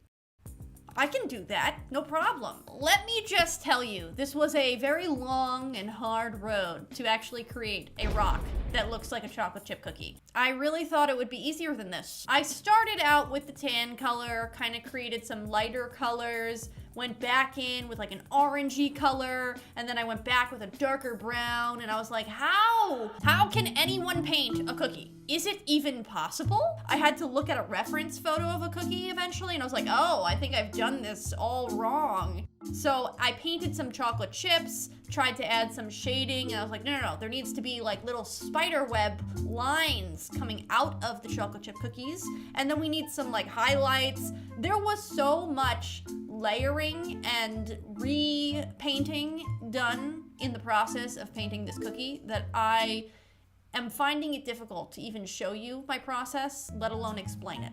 At this point, I was around halfway done with painting my cookie, and it still did not look like a cookie. However, I felt like I had gotten it to a place where the colors were correct and the general placement of the cracks looked correct. So I was like, okay, I can work with this. Let me start building some highlights and some shading. And I started like dabbing stuff like crazy. I was like, okay, we need a little darker colors here. We need some lighter colors here. A little bit of this, a little bit of that. I took a very thin paintbrush and took my darkest brown color and started adding like a little spiderweb line coming out of each of the cookies. Previously, they were like very thick lines, and I made this one like very fine and thin. And then I started adding more little cracks coming off of the cracks, and I was like, okay, I think we're getting somewhere here. Creating this cookie was a fever dream. All I know is at the end, I had a rock that looked vaguely like a chocolate chip cookie. I don't know. Do you guys think this looks like a realistic chocolate chip cookie? Maybe it looks like a cartoon chocolate chip cookie. I think I kind of got there. Is it like the best thing ever? I don't know, but I enjoy it. I feel like I'm pretty proud of it, actually, now that I'm looking at it on camera, like the final result. I think that looks like a cookie. Does it look like a cookie? I don't know. I think this is very exciting. Okay, wow, I'm happy with this result, actually. Awesome. Okay, here we have all three of the cookies, nope, all three of the rocks that I created for this video. I had quite a lot of fun painting on these rocks, although I think the video concept is a little cursed for my channel. I might not do it again, but I did have a good time. So thank you guys so much for watching this video. I hope you liked it. I will see you next Sunday for another one. Bye. Take me to the ocean. And I always imagine myself standing at the ocean with my plaque in hand, tenderly throwing it into the water. No, I'm not wrong here. Take me to the ocean. My plaque is asking me to throw it into the ocean, and I will not do that. I will paint it instead. On the back, we've got a sticker. It's actually from Goodwill from 2018, quite a while ago. What year is it? I'm sanding this down to begin with because it has like a weird texture to it. It's like wood on the side, but then some kind of vinyl thing on the front. I don't know. All I know is it worked just fine, and I'm not going to question it. I do like the color scheme for this plaque, I won't lie, but oh my gosh, but I hate the words. Every time I use this paint bottle, I try to squeeze it like that. It's clogged. I don't know why I don't just unclog it. Oops. So we're doing the first coat of paint with this very tan eggshell. Is this an eggshell? I don't know what this is. Beige? Now I'm just saying random colors. Ooh, crooked. Nice, and look at that. Nice. It's very opaque. I love it. Great. Oh, look at that. Perfect. I had to do like 3 coats, but look at this. I mean, this is entertainment. Watch. What? Amazing. Oh, we got a little hair right in there. Ugh, gross. Okay, I'm done. Sorry. I will now be mixing 12 paints. Up first, we've got a big decision. Will I put in the center? Nope. The side? Nope. The center. Brown. Right there. Very small. Perfect. Next, we're going to mix in a tan color. And this is going to create a, wait for it, light brown. Color number 2. Pink, tan, a lot of brown, and we're going to mix that and create another brown. Third and fourth color is another reddish brown. Another brown. Green and blue. White, pink, tan, brown, off-white. Look at all these magnificent colors. You know, I thought this was a hair, but in hindsight, I think it's hot glue. So that's comforting, maybe. I don't like that at all. So I have given you absolutely no indication as to what I am actually doing on this, and that's because it's gonna take a while. This has layers. This is the onion joke we've all been waiting for. Layers! Onions have layers. And yes, as I started dabbing this first layer, I did realize it started to look like a skin disease. But don't worry, you're not even gonna see this. You're not even gonna see it. It's gonna be just in the background. I only ask that you reserve your judgment until the end. And if you hate it after that, you can let me know. I'm painting the edges with a brown color to make it look antiqued. I did quite like that about the originals. Quite like. I seriously am watching too much Downton Abbey. That's what that's from. I am not British, but that is British. This week's shoutouts are Maria, Shira, Gaming with Keep Smiling, Mitali, Willow, Strawberry Cow, Cool Sky _ Gotcha, and Bryn. Hi guys! Moving on to the third of 4 layers, right? So we got the tan layer, then we got the skin disease layer, and now we've got the rose layer. Genovian Order of the Rose. Ooh! We got some gold roses, we got some pink roses, some brownish roses, some white buds, some leaves, some more leaves, you name it, we got it. Flowers, flowers, more flowers. But in all seriousness, this is actually modeled after the plaque I made in Gift Ideas number 1. It looks pretty similar to that. Because I am the most impatient person in the world, I dried it off with my neon yellow hairdryer. To finish up this layer, I just used my gold Posca paint pen. I love this pen, I use it all the time. I just put like different highlights on the flowers, and I feel like it makes everything come together. It looks great, I love it. I don't know. You can't really see it, actually, here. But I swear in person it looks good. And the time has finally come for our 4th layer. This is what I'm going to be drawing. Oh, he's so cute. This is so cute! So I can't draw it exactly on the flowers, so I have to kind of measure and eyeball just how wide of a space I need. This is very exact and scientific, okay? Once I have that measured out, I know exactly where to paint. I know, I hear you, but we had to paint the blue on top in order to paint the lamb, the baby lamb, the baby. Baby. Basically, I'm painting an oval blue area so that I can paint a lamb on top of that. So I suppose there's actually 5 layers to this painting, now that I think about it.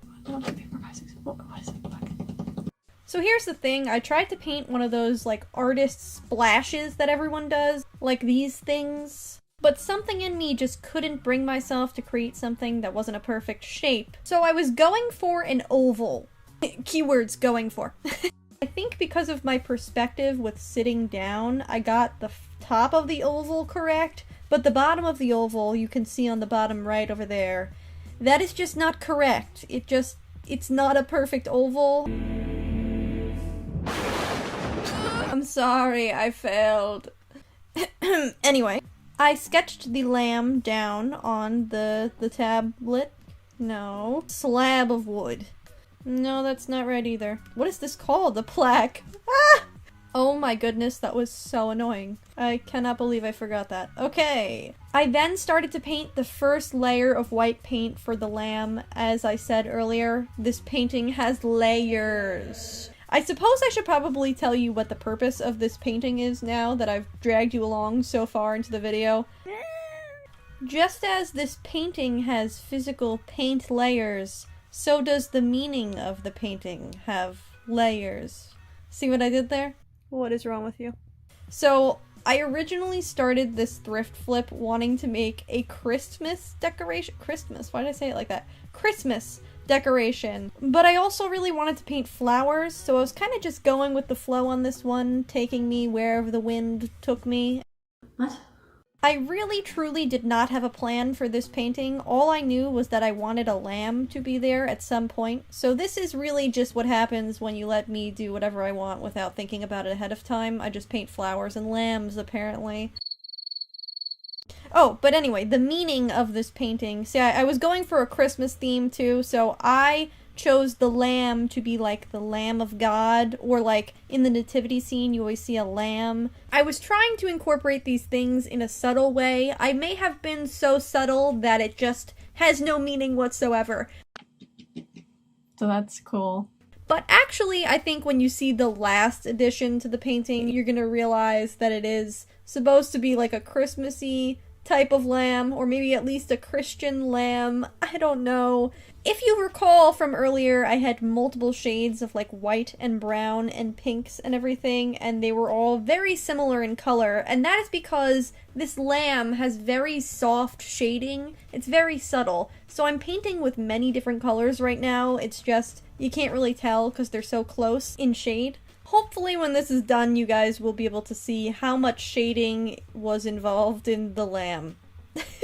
I actually tend to think it looks a little more like a cow than a lamb at the end, but it is the best I could do. I think I've never painted a lamb before. Yeah, I've never painted a lamb before, so this was my first attempt. Oh, look at its little eyes and mouth. I like it.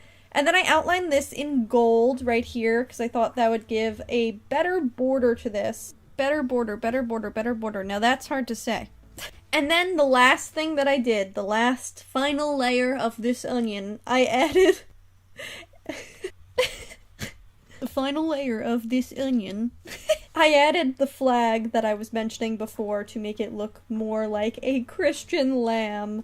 And you know what? I think this brought this whole thing together. Sure, it doesn't look like a Christmas decoration, but it does look like a Christian decoration. So maybe I achieved half of my goal. And you know what? It matches my room, so for that reason, I do like it, and I will hang it in my room if I don't put it in the background of my art studio.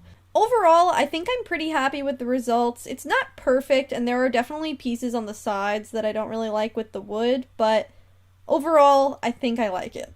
Okay, so this is the lamp we're starting off with. It's blue. It has a lot of space to paint. It kind of looks like a spotlight. It's a weird lamp, we'll admit it. It just looks weird, but I'm gonna paint it.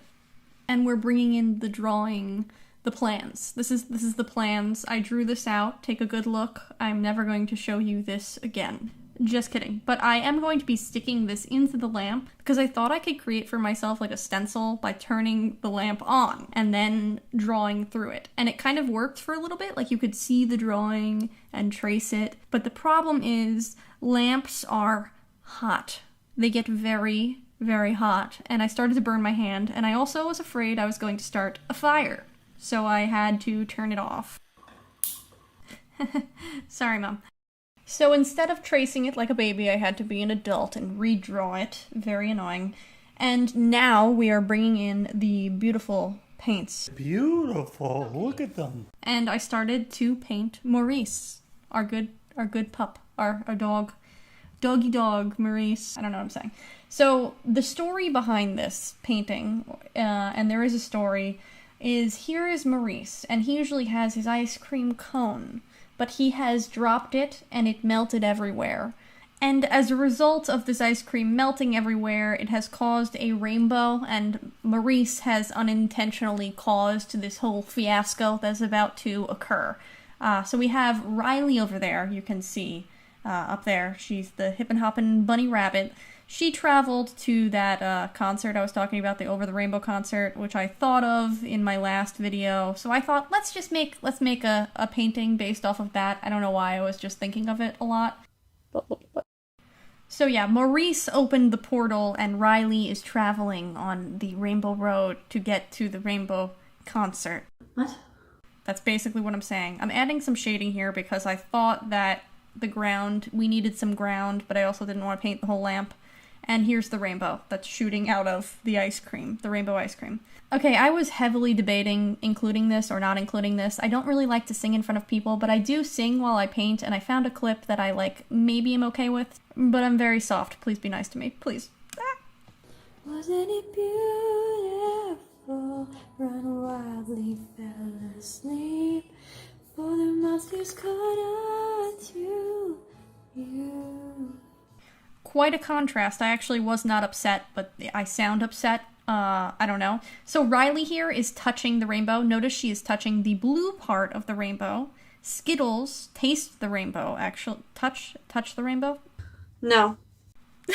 That wasn't even a joke, and somehow that's like my favorite joke I've ever made on my channel. I don't know what that says about my sense of humor, but... okay, so I changed this carrot from a small carrot into a giant one, because... I thought it looked funny if, the carrot was propping open the rainbow. Let's just paint the rest of the rainbow swirl, and I'll explain the story, I guess.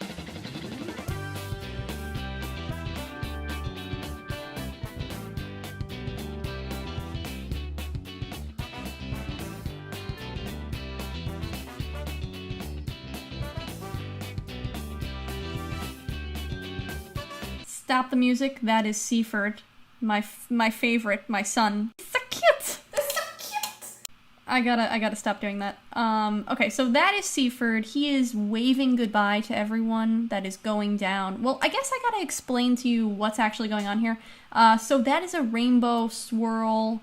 Think of it like a pit of doom, except it's more like a pit of fun. You know, it's a rainbow black hole, basically, that everyone is trying to go down, except for Seaford and Maurice. Okay, I'm just gonna cut myself off there. This does not sound fun, and I am certainly Seaford in this scenario. I would not be going into the pit of fun. So that is my little koala friend. There's Marge. She's sliding down the rainbow. Everyone wants to attend this Over the Rainbow concert. I suppose I should have called it, Under the Rainbow, though, or, Inside the Rainbow concert. We gotta workshop the name of this concert, but yeah, so this is Marge. We're painting Marge. That's her tie-dye-ness. We all know what she looks like at this point, I think. So, yeah. Moving on from Marge, we are going into Elliot. So, Elliot, I'm not quite sure if he's attending the concert or not. He seems a little bit hesitant to me. But he is helping our koala family, Coco and Bubbles, and who knows, he might just fall into the pit of fun.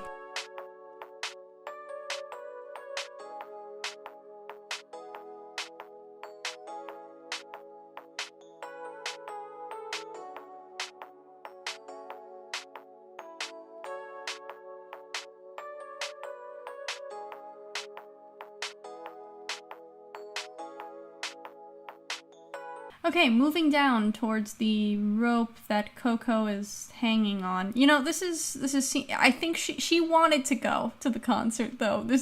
She's not being forced, you know. I think my concept was she was trying to safely go down while her child, Bubbles, was excitedly going down.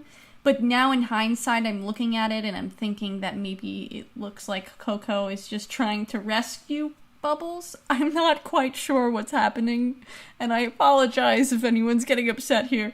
Okay, so we have Maurice.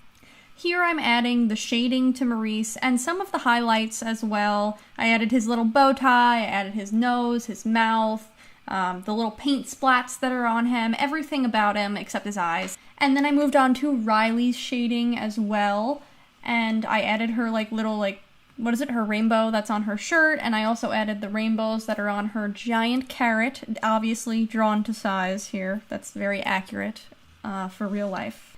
And then I thought, just in case anyone forgot where this concert is, I haven't said it enough times, it's over the rainbow. I moved on to the eyes, and this is where tragedy strucketh us again. I did the eyes fine on Maurice, like this is fine. And then Riley happened.